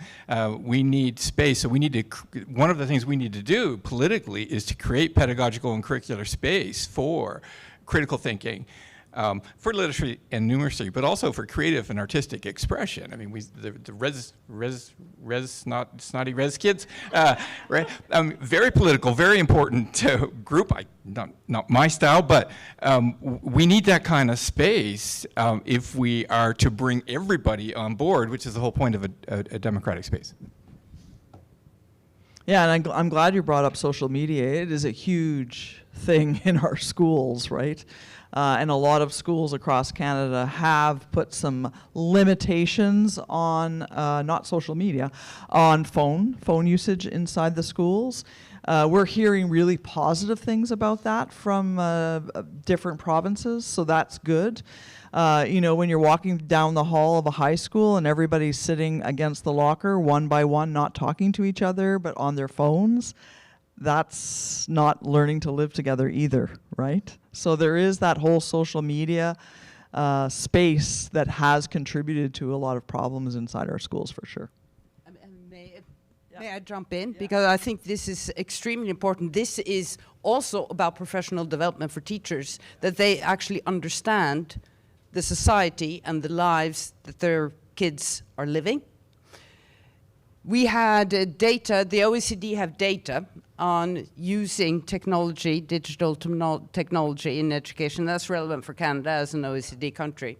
And they say that the digital technology can support learning, and you can see that it does.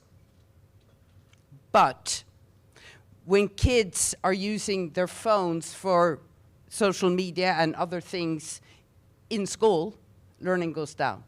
So it's about creating the space on when you use it for what.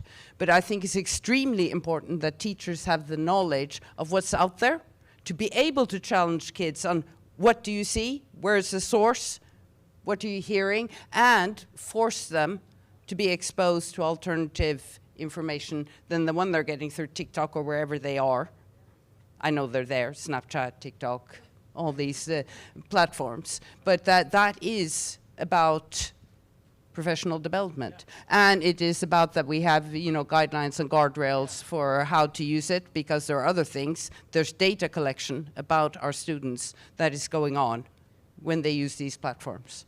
Yeah. Of course, AI complicates that question an awful lot too. Yeah.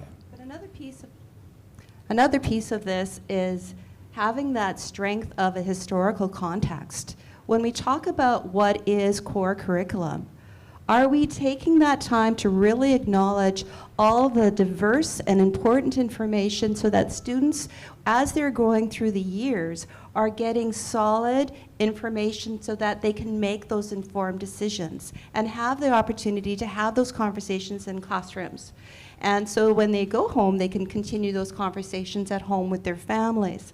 I think there's a really important opportunity for education to be able to do that information, have those discussions, and build from them as well.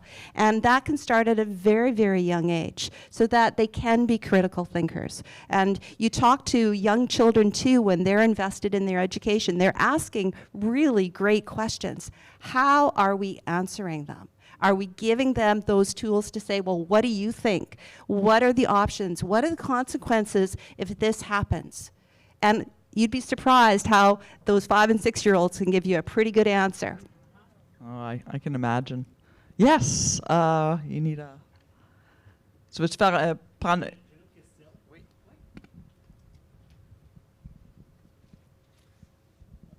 I'll do my best to say this question in English. French education in post-secondary, the change of the postgraduate program to 2-year has pushed French public education past a tipping point. We're in a critical, urgent situation where we lack French teachers. And I hear, and I want to address this rumor and question it specifically to Ken, I hear this pushback from the faculty deans of education in Canada to reverse that decision and go back to a 1-year postgraduate degree. And I'm just wondering if that is true or not, because we need to go back to a 1-year degree program. I will agree with one point, the most important point that you've made, and then disagree with the need to go back to a 1 year. We are asked and tasked to do so much in teacher education programs, and we do have a responsibility to prepare teachers to succeed. And in my view, that requires a 4-semester program in addition to an undergraduate degree. What the deans of education have been saying is they will resist, and I don't know about nationally, we haven't had that conversation nationally, but provincially, that's true here in Ontario, we will resist the simple move back to a 1 year. But we have proposed time and time again accelerated programs, and particularly for the areas of largest need, and French language education is one of those areas of largest need. I don't disagree with you, it is at way beyond the tipping point on that sector. That's my response. Merci pour la question. Not only is there a huge retention and recruitment crisis for Francophone or French-speaking teachers, but also in rural and northern communities. Those are the places where we're really missing out. I don't think we have much time left, so what I thought I would do is a last word across the panel. So sorry, but you can come talk to us after. Go ahead, last word before we end. I'd just like to say that one thing that the right and the authoritarian regime seem to do well at is grabbing hold of the narrative. And I think that what we need to do is shift the narrative from cost to investment in education. And I'm imagining a public campaign that says teachers are superheroes and everything depends on teachers. That is a huge investment that we can make. So that would be my final comment. That's great. Thank you. T-shirts, superhero T-shirts for all. Capes. Here they come. Yeah. Go ahead, Aldous. Oh, I love that, the superhero narrative, because it is extremely important to strike that balance of describing the challenges, but not talking down the profession, because then no one's going to want to become a teacher. So you have to keep that superhero narrative at the same time as you say what the superhero needs. And if I may, the superhero does not need that you lower the barrier, that you make it easier to enter the teaching profession. That is an easy solution that many countries choose. My high-level panel again says, no way. For the future, keep it as what they call the master's degree, and you don't lower it because you lack. You put in extra programs on how to recruit to them, whether that are languages. Vocational education comes with the same demand in some countries. Don't do it. Don't give up on quality. Bravo. Carol. I just want to agree with what you're saying in that teachers want to be respected, but they don't want to be downed. Like they need to continue the great work they're doing, and I know they're doing great work. They need to be acknowledged and recognized for that great work, and they need to be collaborative with their communities and the families that they're working with. So we need the voice of our communities to stand up for education, and the upcoming election is a great opportunity for that, and to stand up for public service everywhere. Yes, thank you. Woo! I agree. I want to thank the panelists for being here. Remember, education is democracy. So yes, don't forget to go out and vote. That's very, very important. Thank you very much for attending. If you have any questions, you can come up and speak to us.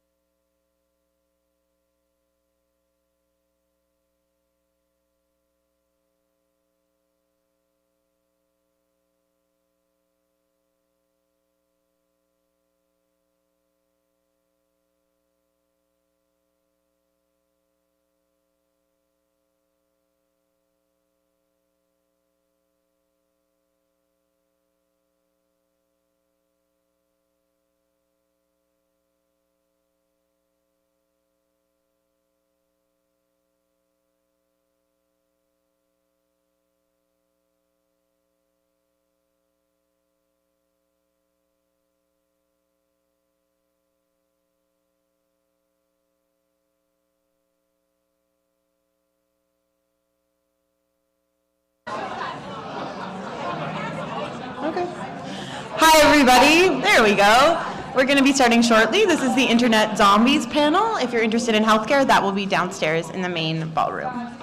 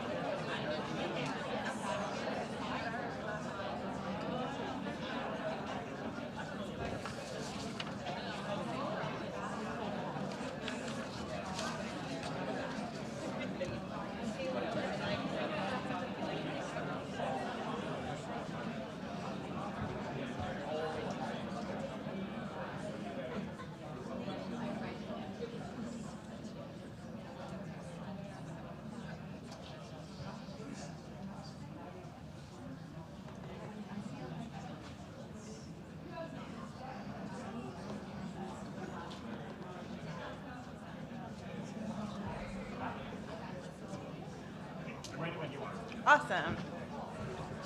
Hello, everybody.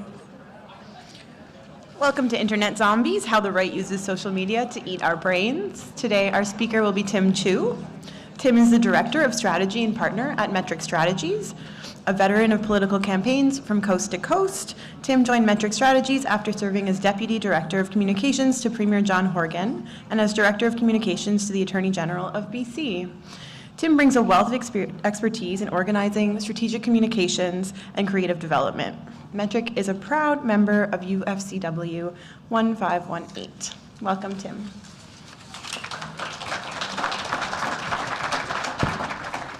I'm not self-centered, but I am very vain. So I'm actually going to get Ella to come back up here and redo the introduction. And you're going to pretend as if I'm fucking Oprah. I want you on your feet. I want you cheering. I want you shouting. And I want the other room, who chose not to come here, feel jealous that they aren't in this room. Okay? So we're going to do that all again. All right. You guys, we got Tim Chu in the building today. Yeah.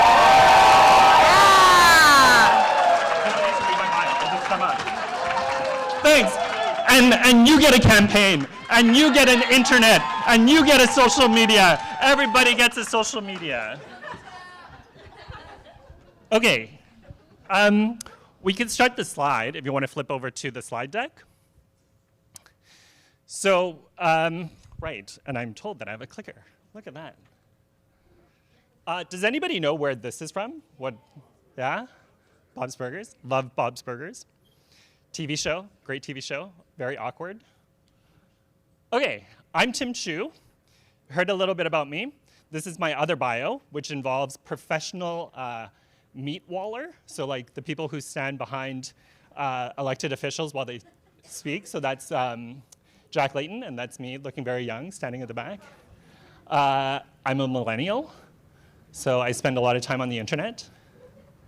And a little bit about Metric. We do work with mostly unions, doing advocacy campaigns, email programs, and whatnot.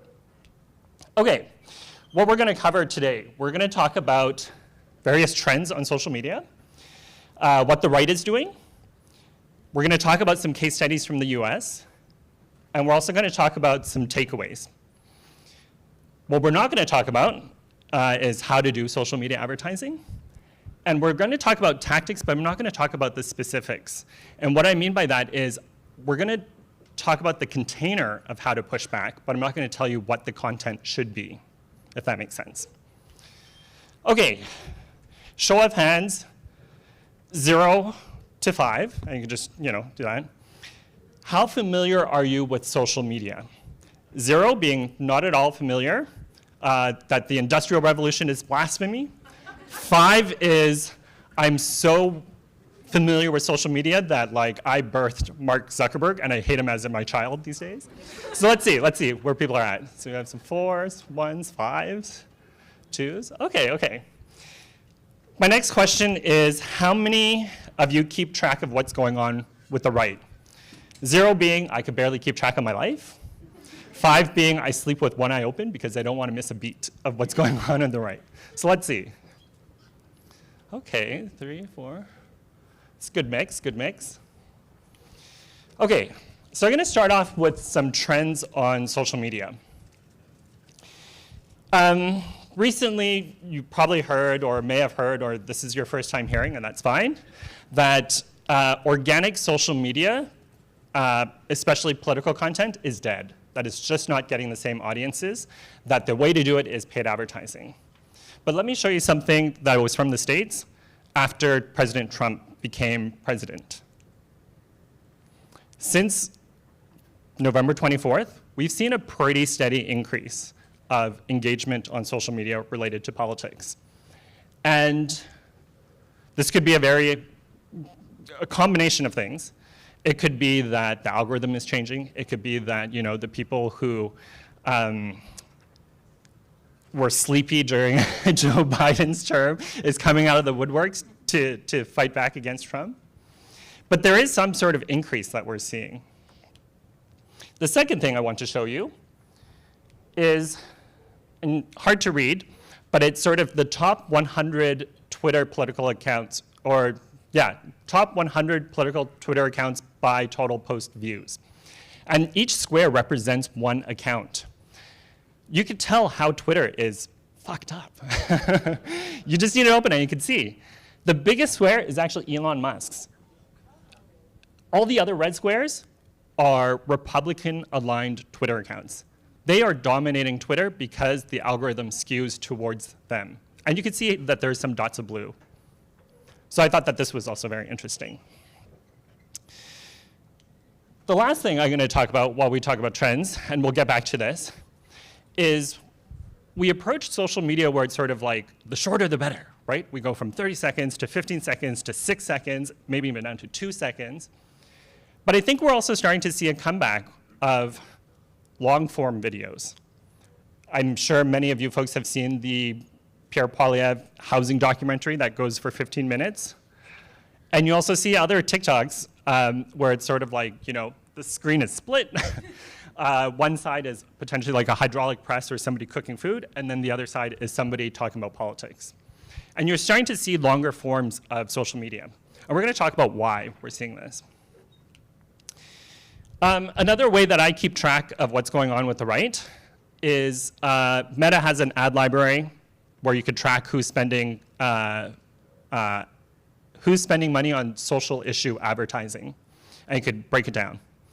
Google also has the same thing, but not allowed in Canada. They don't track stuff in Canada. But I find it as a good inspiration source to figure out what's going on. This was a very interesting ad that I saw from the Democratic Congressional Campaign Committee. Does anybody have a sense in terms of why they would run an ad like this? Sorry? List building? Yeah.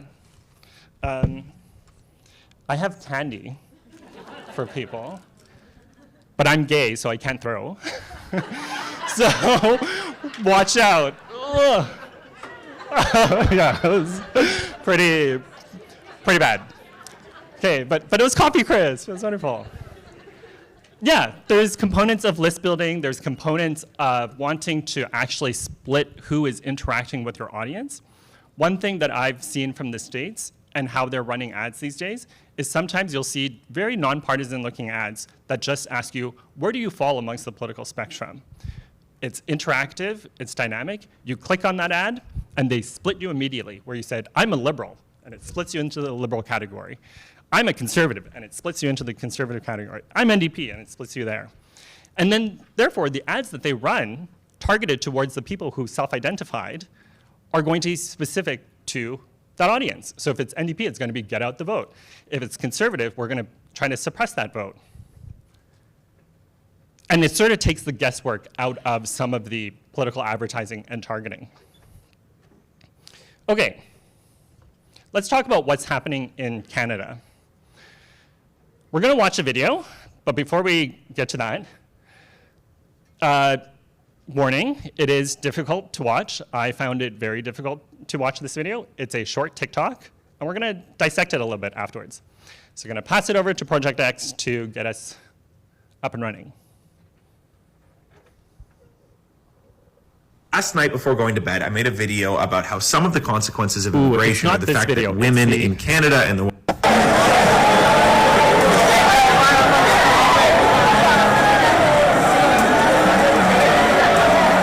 I want to point out something that's glaringly obvious to everybody who just watched this clip. No, it's not the fact that everybody in this video is brown. It's the fact that everybody in this video is a man. This is Vancouver, BC's entertainment district on the largest party evening of the year, New Year's Eve. And yet, there are no women in sight. You have to ask yourself the question, why? Why are there no women out? It's because these women don't feel safe going out. They don't feel safe going out because these men make them feel incredibly uncomfortable when they do. See, the quality of a society is based on whether or not the women, the vulnerable, the children can go out and enjoy themselves and feel safe. And our quality has gone down because our women don't feel safe going out by themselves at night anymore. This is due primarily to our broken immigration system. As it turns out, some cultures are just willing to scare the hoes. It's an indictment on us as a society when our women are being harassed in public and we do fucking nothing about it.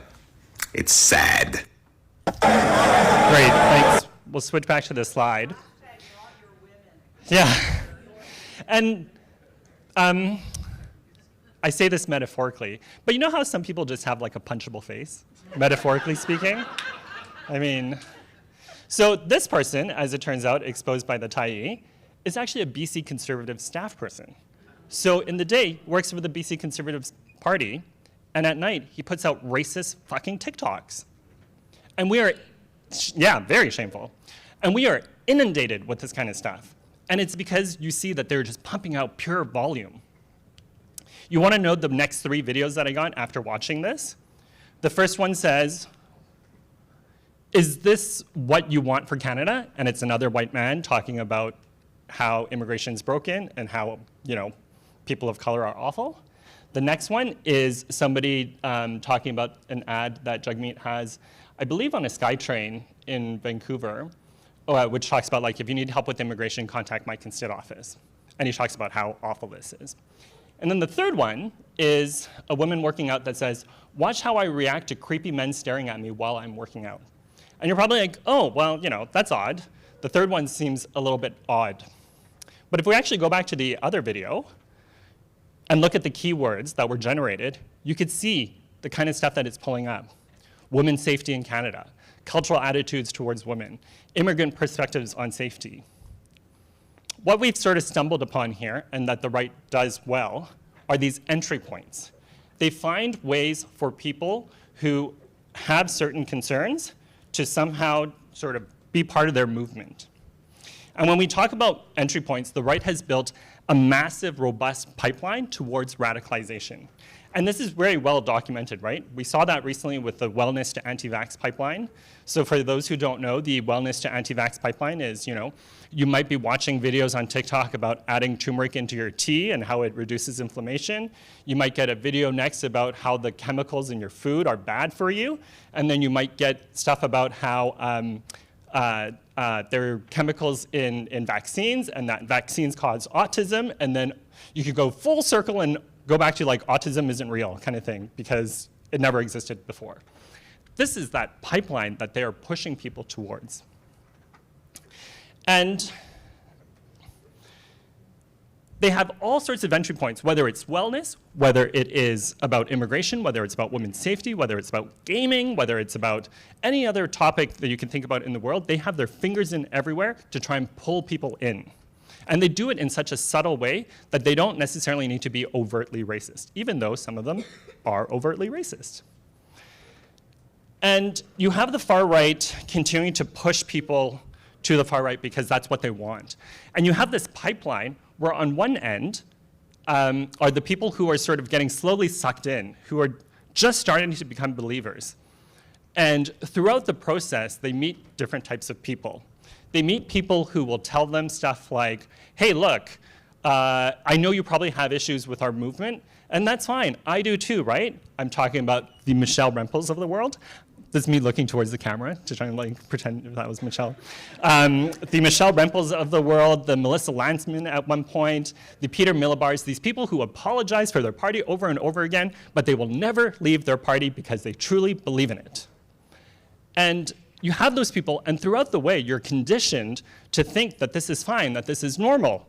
And by the time you end on the other side of the pipeline, you've become an internet zombie. Your idea of reality is so skewed because you've been conditioned this entire time to think a different way, that you completely disconnect with reality.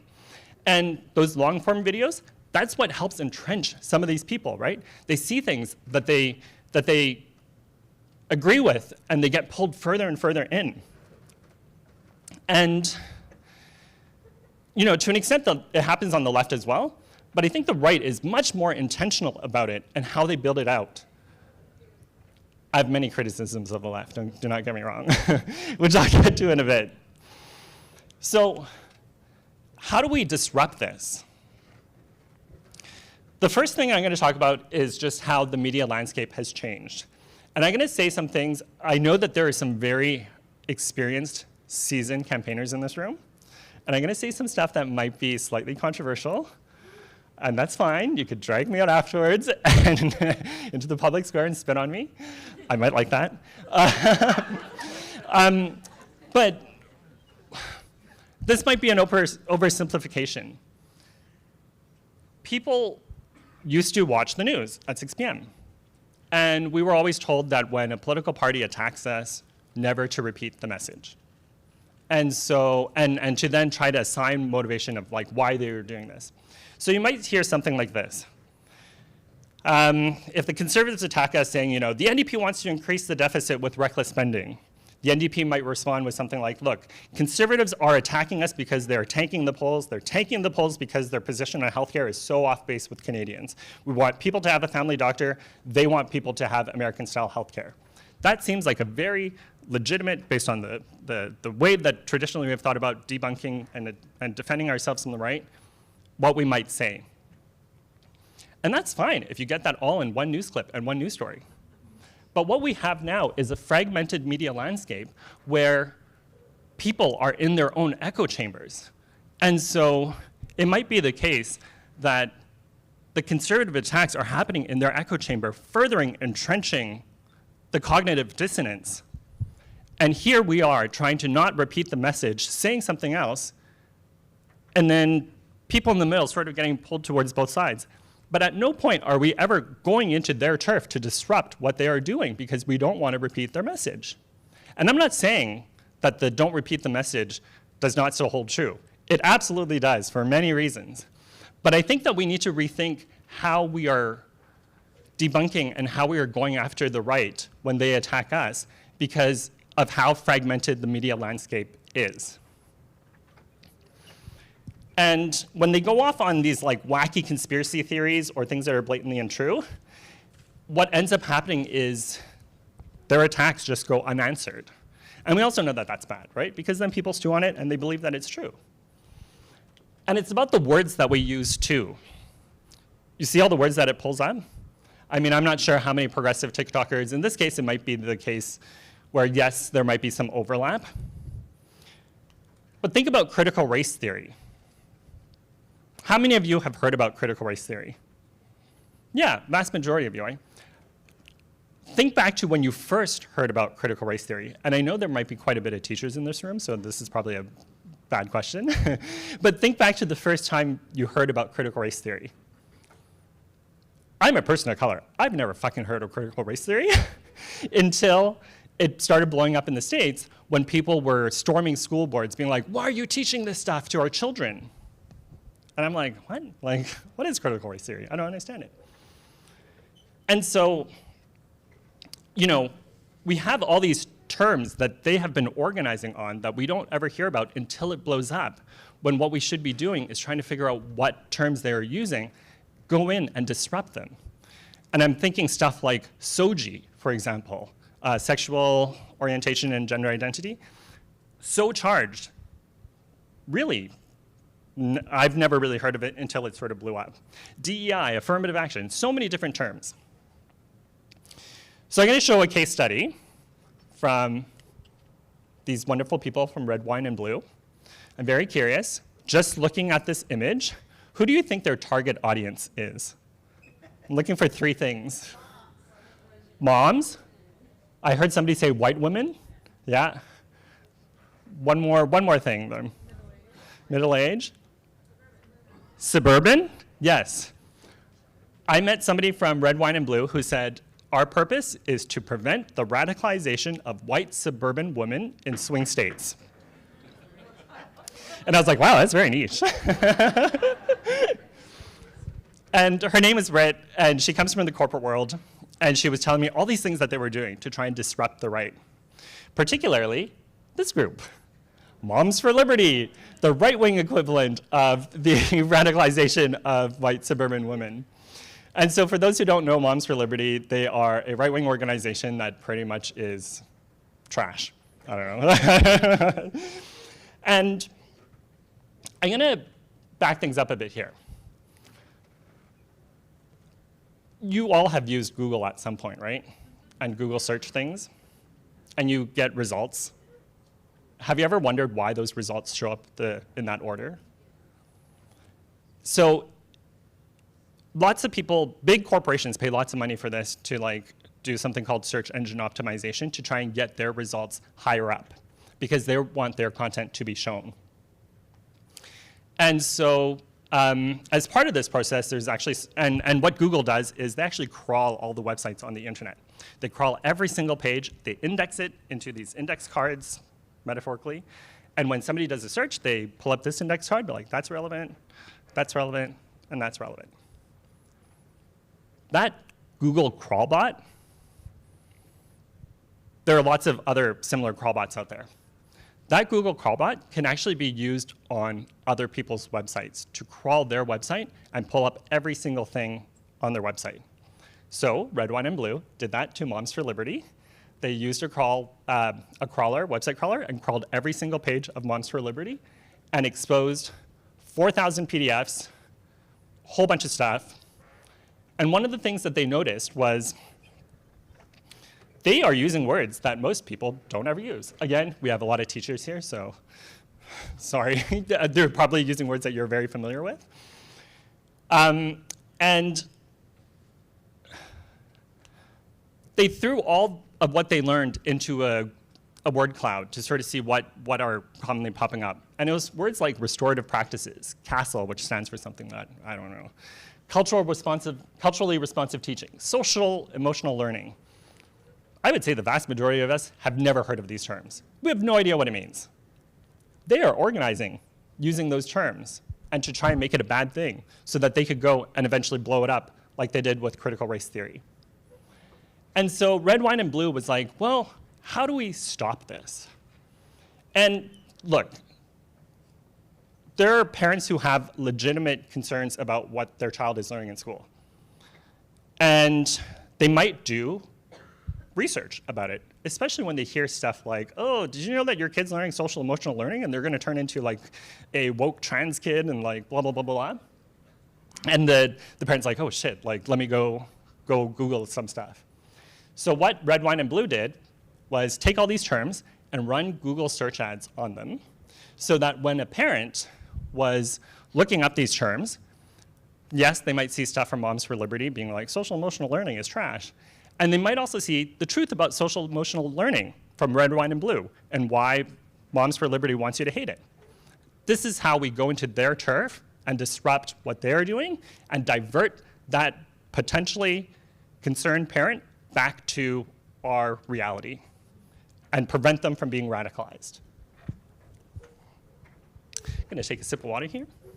It's a nice little rooibos tea that I bought at Farm Boy.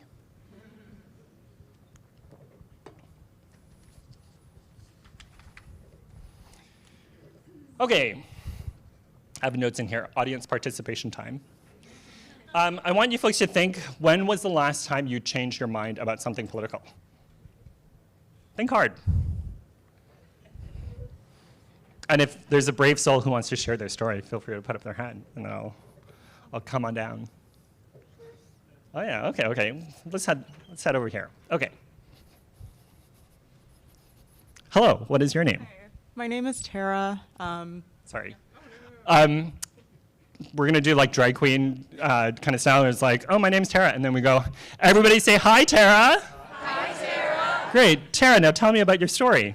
Yeah, so I was always politically engaged as a youth. So my very first job was at a political party office, and working in 2016, I was really avid about seeing policy go through, and I saw it like live in the office while they're announcing it at the press conference that they weren't going to go with voting reform, and then afterwards my heart shattered. So I definitely felt less gung-ho about feeling like platform promises are essentially kept. So I changed my mind about that, and I became a bit more cynical. Still, like, I've still done work with the party, but I think I'm more critical than I was when I was like 18. Yeah. Right. Thanks for sharing your story, Tara. We had somebody back here. I'm going to come over here. Hello, what's your name? My name is Ariel. Everybody say hi, Ariel. Hi, so I'm a city councillor here in Ottawa. Yeah, and I represent a neighborhood with a really high rate of addiction and homelessness. It's very, very challenging. And I'll say, when it comes to some harm reduction initiatives, I'm very, very strongly pro harm reduction. But in the last couple of years, I've developed some nuance around the fact that some of these programs also have a knock-on effect on the rest of the community. And then if we don't deal with community frustration about some of the impacts of these things, we're going to lose support for harm reduction in general. And so it's really changed the way I talk about it with people. Sometimes it acknowledges that sometimes these things aren't perfect and there's a lot more that we need. But I think when I first started answering questions, I was a little bit more defensive, a little bit more didactic, like throwing statistics at people. And I had to learn how to just really empathize and listen and accept that, yeah, there's some flaws. And it's okay to say that, right? Yeah. Great. Thanks so much for sharing that story, too. Okay, I'm going to crawl my way back up to the stage. It's the most exercise I've gotten all day. Okay. Actually, I'm going to go back. It is... it's hard, right? It's hard to change our minds. We have to admit that we were wrong. We have to be vulnerable about sharing how we were potentially wrong. And we don't do it very often ourselves as political animals. So then how do we think we can convince other people to change their minds? And so recently I was chatting with some folks at the Deep Canvas Institute. Before I get into deep canvassing and what that means, Deep Canvas Institute does like an online training. It's like 3 hours over 3 days to teach you how to do it. Highly recommend it. It's free. And it really was finessed from around 2012 after losing Prop 8 in California. So how many of you remember Proposition 8, 2008 in California, when California voted to strip away rights of same-sex couples? And like liberal Lion, California did that, right? Los Angeles County voted to strip away rights. It wasn't even the rural folks voted and outnumbered them. Los Angeles County voted to strip away rights of same-sex couples.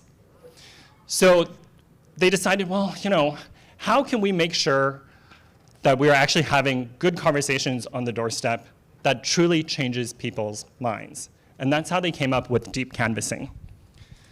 And you're probably like, Tim, this is a digital thing. Why are you talking about door knocking? It's all the same. It's interconnected. Here's a picture of an iceberg. Imagine if I said, here's a picture of an apple. The tip of the iceberg. When we do our traditional canvasses, we are pretty much touching the tip of the iceberg. We might go and say, hi, my name is whatever. Do you think the NDP can count on your support? They might say something like, yeah, I guess so. Yeah, I guess I'll vote NDP.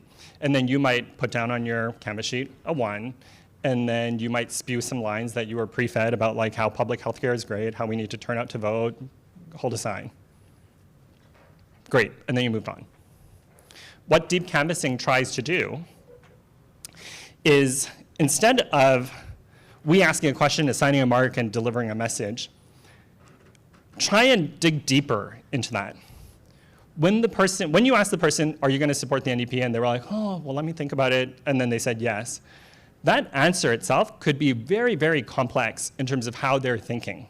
They might be thinking something like, I love the NDP's economic policies, but I hate their DEI support. Or they might say, like, I'm supporting the NDP because my grandparents supported it, even though I hate it increasingly every day, but I'm still going to vote for it. When we can't address those issues, we open flanks for the right with their entry points to come after these people by seeing those TikToks that they see. And so what deep canvassing tries to do is get them to share vulnerable stories. Like Ariel shared a pretty vulnerable story in that how she changed her mind, especially as an elected official, right? You get so much fucking flack for that. But thank you, again, for sharing that story. They personalize it. They go through a process of curious listening to try and tease information out of them. And they work through their internal they work through their internal conflicts together. And they try to help them process it. And then by doing so, they reshape their understanding of how the world works and why they should believe what they should believe. So an example of this, of a video I saw, which if you do the training, they'll show you the video as well, was somebody who went door knocking about marriage equality. And the canvasser was chatting with a woman, and the woman, he asked, like, you know, on a rank of 0 to 10, how much in support would you be of voting for marriage equality? And she was like 4. And he was like, why? Tell me more. Let's talk about it. Tell me more. And she said, I'm a devout Christian. I'm taught by my church that homosexuality is bad. And she goes off.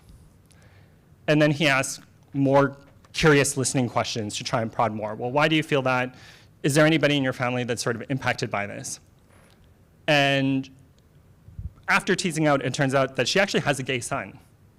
And this was her internal process, or her internal conflict, where she was saying, my church is telling me that gay people should not have the same rights. I love my son. He wants to marry one day, and I want to support that. And so she was going through all this stuff about how do I reconcile that? And the canvasser, through careful steps, was helping her reconcile that, to say, no, you could be a devout Christian and also support your son. Ultimately, this is about your son's happiness. And so after all that conversation, there were lots of tears. The canvasser asked her again, where would you fall on the question of same-sex marriage and marriage equality? And she said, you know what, put me down for a 9. And you can see sort of how much that shift happens. Another thing that's interesting, especially in this particular moment and context, is how techniques around deep canvassing can be used to combat disinformation or prevent the spread of disinformation. So Deep Canvass Institute actually did a random controlled trial where they had 2 groups of people, one group who were deep canvassed and one group who was not. The group that was deep canvassed, okay, had the conversations. Both groups were then exposed to disinformation. The deep canvassers went back 2 weeks later to check in on if they still had those same positions. The people who were deep canvassed were able to reject the disinformation because they had already had their beliefs reshaped. And those who were not deep canvassed were able to repeat some of the disinformation lies that were being told. So there's a lot of stuff to be learned there around how we could use tactics from deep listening to change people's minds. And it wouldn't be a slide deck of Tim's shoes if I didn't have Judge Judy in there. Judge Judy says, you have 2 ears and only one mouth for a reason. So shut the fuck up and listen. And this is what we need to be doing more of, especially when we're trying to convince people and change their minds. And it might be tough on the internet, but we'll get to that a bit. But as I'm sure many of you folks are comms people who draft lots of materials, whether on social media, on news releases and ads or whatever. One thing I think we should all keep in mind is that middle audience who is potentially persuadable. And one of the things that deep canvassing does really well is set up permission structures for people to actually change their minds. I'm sure many of us have had conversations with people on the right where we end up saying, look, you're not getting the facts. You don't understand. You're stupid. They're never going to change their minds. But if we build a structure and a pathway for them to say, for us to be able to respond and say, yeah, I understand why you would have those thoughts. You're the one who has integrity. You allow them to come to that position without feeling that shame and that hurt and that vulnerability that they don't want to feel. And I have some examples here. So, we talked about, okay, so full caveat. I also, during the training, I was like, how long do these deep canvas conversations last? And like 45 minutes. I was like, who the fuck has 45 minutes on the doorstep? Having said that, there's also a place where it's like, we're, at least from BC, we're out of a 4-year cycle right now. If we're gonna do any type of deep canvassing, this is the time to do it, to start changing people's minds. But how do we go from like 45 minutes to like 6 seconds? And this is where you sort of think about your audience and who the messenger is. So one of the things that we recently worked on was the Saskatchewan NDP.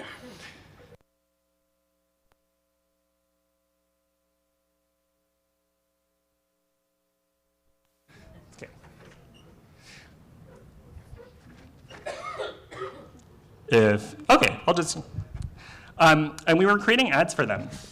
And I remember having a conversation with some of their longtime MLAs and their executives. And we created an ad that pretty much said, Scott Moe doesn't get it anymore. And then a bunch of those folks came back to us and said, no, Scott Moe never got it. And I was like, yeah, that's probably true. Like, from your perspective as a New Democrat, that's probably true. But the reality of the situation is, you now live in a province that for almost 4 elections in a row, the vast majority of people voted for Scott Moe. So you think telling them that Scott Moe never got it, even though they've been voting for him, is going to win you over? Like, win them over? No. You gotta be like, no, Scott Moe doesn't get it anymore because he has changed. You're the one that still has integrity. He's abandoned you, and this is why you should come over to us, because he's different. That is what a permission structure looks like. And one of the people that I'm going to raise here, Olivia Chow, that brings lots of joy and lots of trauma. If you know, you know. Where she was, so this, Olivia Chow, obviously most of you know. Sitting next to her is Bob Gallagher, who works for or at one point worked for the Steelworkers. And this was a clip on CP24 where they were just sharing the story. The clip itself is not, interesting. Maybe that was a bit too mean. But it was what Olivia did in what she was trying to say that provided some of a masterclass in building permission structures. So the context here was Olivia was a Metro councillor back in like the early 90s. Bob, partner, was dying of AIDS. Bob, because Metro Toronto did not recognize same-sex couples, Bob was shelling out money for medication out of his own pocket because he couldn't get covered. Olivia heard about this and was like, that's wrong. I'm going to fight for it in Metro Council and make sure that that we can cover same-sex couples. Blah, blah, blah, fast forward, however many things. Apparently it came down to like 1 vote from 1 councillor. Olivia was like, we almost have the votes. There's just 1 holdout for us to win. And it was a councillor who was very religious. And Olivia had a conversation with him. And then Olivia was like, okay, I understand what his barriers are and how we could get him to change his mind. So Olivia then goes reach out to his pastor, convinces his pastor. The pastor then calls the counselor and says, I know you're a devout Christian, you just gotta do it. Like, this is about human dignity, this is about human decency, you just gotta do it. And you can be a devout Christian, and you could also support the non-suffering of other people. And so he caved, and he voted. And that's how people got same-sex benefits covered. masterclass in helping build that permission structure, right? You're not berating the counselor. You're not telling them that they're stupid for not taking this position, but you're rather giving them an off-ramp to say, yeah, you know what, I'm going to change my position and join with you folks. Okay. Just doing a time check. Pretty decent. Usually I'll save questions for the end, but I'm actually going to save my takeaways for the very end. And I'm going to go to some questions. Anybody have any questions? I'm totally happy if nobody does. We'll have Ella run around. Who had a question? Okay. People in Ottawa have an opportunity to canvass against Polyev in Carleton riding, and I'm planning to do that. It's a great thing to do, great riding. But I don't understand how you go from the 45 minutes to the 6 seconds. I don't want to spend 45 minutes at a doorstep. And there are a lot of conservatives in that riding. Thanks. Thank you. Sorry, what was your name again? Oh, sorry, Kathleen. Oh, yeah. Yeah, there we go, there we go. That's what I was trying to avoid. Thanks for the question, Kathleen. You're absolutely right. I don't want to spend 45 minutes on the doorstep. I'd rather watch 2.5 episodes of The Simpsons. There is a place and time for these tactics. And it's not to say that what Deep Canvas Institute is teaching is the canon and what everybody should follow. And you're absolutely right, that in an election period, you only have so many times, and it's just a matter of scale. And you're trying to hit as many doors as possible. But, like good campaigners, we would also tell you, you're not just campaigning during the election, you're campaigning throughout the entire time. Take Chandra Pasma, who I used to work with. Door knocked leading up to those 4 years, and then brought it home in 2021. And so there's a place and time for that kind of conversation. It might not be right now in the context of a federal election. It might be right after the federal election to go back to these people and ask them, hey, you know, let's talk.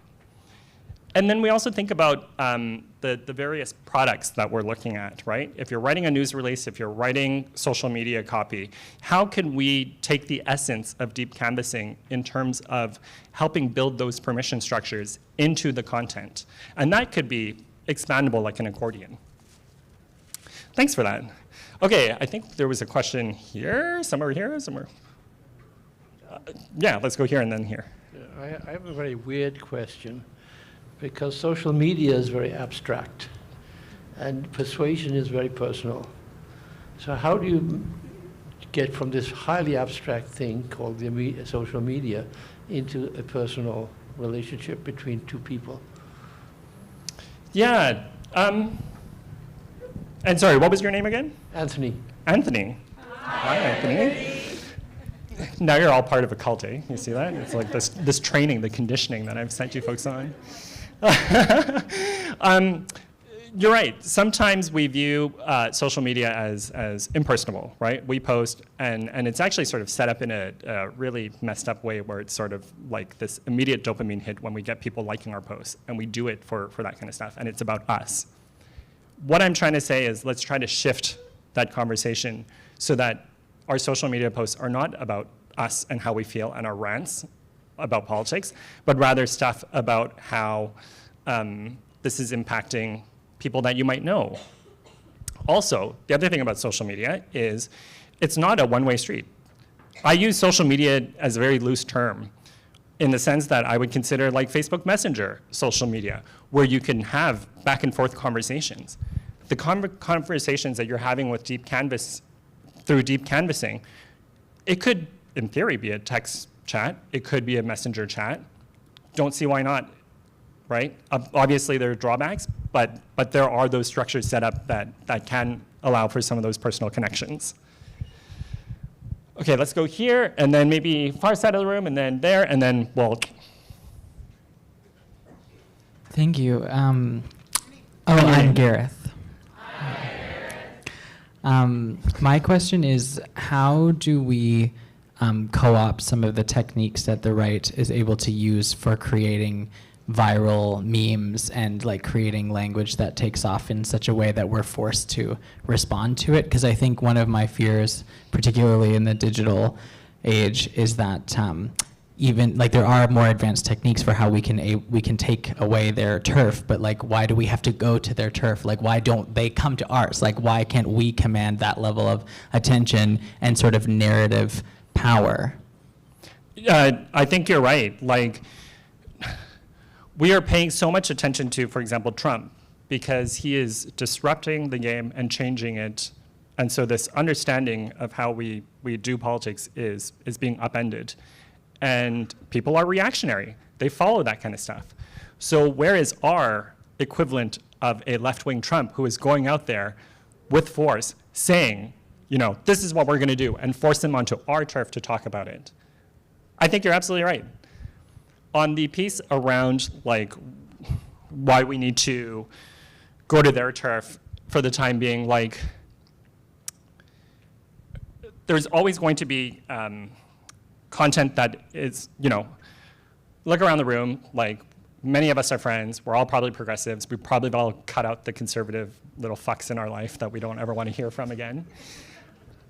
And so they're in their own echo chamber, and so therefore we need to disrupt that echo chamber. Okay, I think there was one question all the way at the very far side, and then we'll come back to that, and then we'll.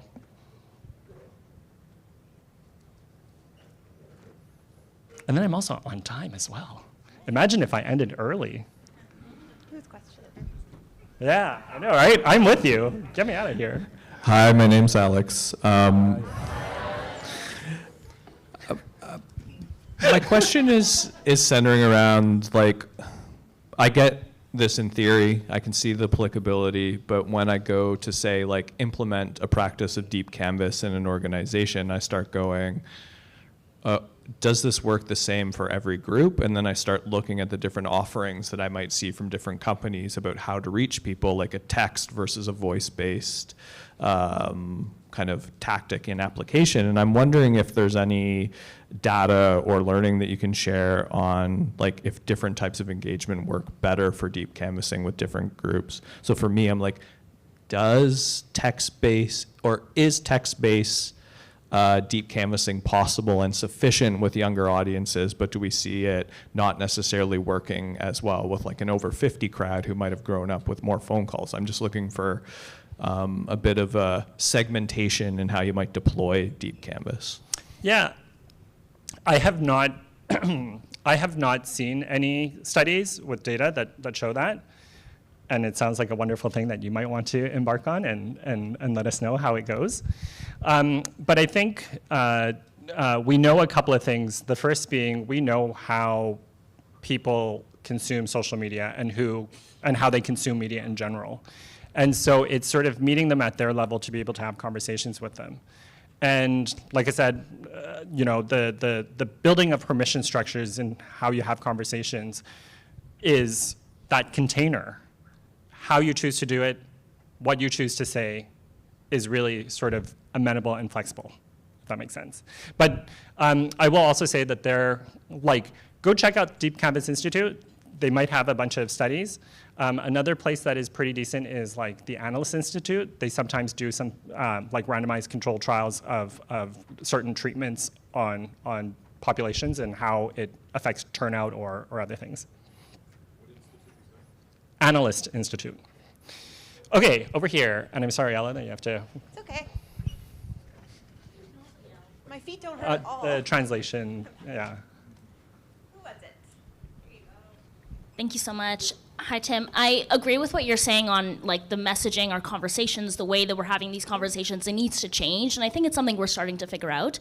But beyond the types of conversations that we're having, I think there's something seriously structural going on, where the billionaires who own these apps literally stood behind Donald Trump as he got elected, and they have billions and billions of dollars that they're spending to misinform people, to brainwash people. They're targeting young generation. Like, this is a massive, massive structure that they've built for themselves that we just don't have. We don't have the people and the money to do that. So, to what extent do you think the solution is to keep playing this game and to keep doing this messaging on the Twitter and the Instagram versus countering that? At some point, it's illegal and seriously undemocratic what they've built. How do we fight back against that while we're changing our narrative as well?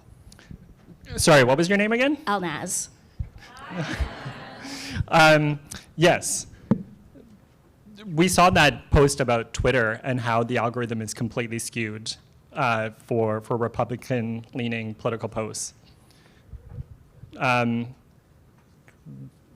What I'm saying here is not your silver bullet. It is one tactic in a diversity of tactics. And I think it was Rachel Notley who once said this about the economy in Alberta, that like to bring it out of, you know, the recession that we were in, there's no one thing that you could do. It's not tax cuts, it's not this. It's actually doing all of those things all at once and ever so slightly pushing. So that's sort of what I think about, where it is, yeah, let's fucking nationalize social media. Let's, and also have conversations, and also regulate and combat foreign interference on social media platforms. Let's also make sure that, you know, the addictiveness of social media is also regulated in terms of how you're scrolling, and it's essentially meant to mimic a slot machine. Okay, I'm gonna wrap things up. So takeaway number one, media landscape has changed. Some of the old adages that we talk about may no longer hold true, and we should think about that, and we should have conversations, because if we're not constantly innovating how we campaign, we are going to be stuck using the same tactics 30, 40 years ago. The echo chambers means that we can't just defend when we are attacked. We really need to go into their turf and start disrupting, and we need to know what they're doing to be able to disrupt that. And this means sometimes having to use their words in order to fit ourselves into their algorithm. Give them a permission slip. Love permission structures. If there's one thing you could take away, build permission structures for people to join our movement. No more purity tests. No more you're too not progressive enough for us. It is we reach out our hands and we pull them in, and we get to the last point, which is, actually, before I get that, help them resolve their own internal conflicts. They need to understand that we need to understand that humans are complex people, that we could hold differing and complex and contradictory views, and that's okay. And if we help them understand that and guide them in the right direction, their whole iceberg gets reshaped. And lastly,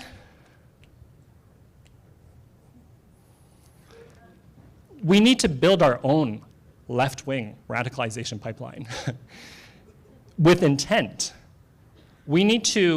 We talk about in the organizing world the ladder of engagement, where you go door knocking and then we ask you to go organize a door knock and we ask you to do more.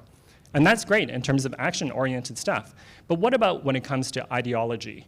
At what point do we also feel that we need to make sure that we are constantly pulling people in to understand where we believe and bring them so that they understand why DEI is important, to bring them to understand why, you know, I'm also going to say something very controversial, why we need to also have jobs when we're tackling some of these issues, and bring people along that pipeline and build it out with intent, with entry points so that people can easily join our movement.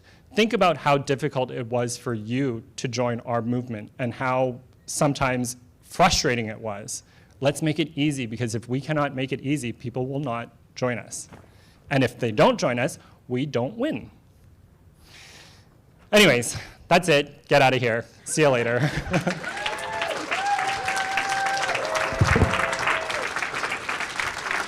Oh, pass it back to Ella. Thank you so much, Tim. I needed a laugh, or 18. Okay, so our main programming is done for the day, but the fun does not stop there. Tonight we have a book launch of the Polyev Project with author Martin Lucas in the Chaudière Room at 5:30 p.m. Urban Alliance on Race Relations is also hosting a light reception for BIPOC attendees and allies in the Le Breton Room. And at 7 p.m., there's an off-site party this evening hosted by Le Bon Co-Communications, Oliver Perret, and Stratcom at the Trois Brasseurs. So make sure you check the app for all those details. Please join there. Thanks again to all of you, and we'll meet back again at 9:30 tomorrow in the main ballroom for our regular programming.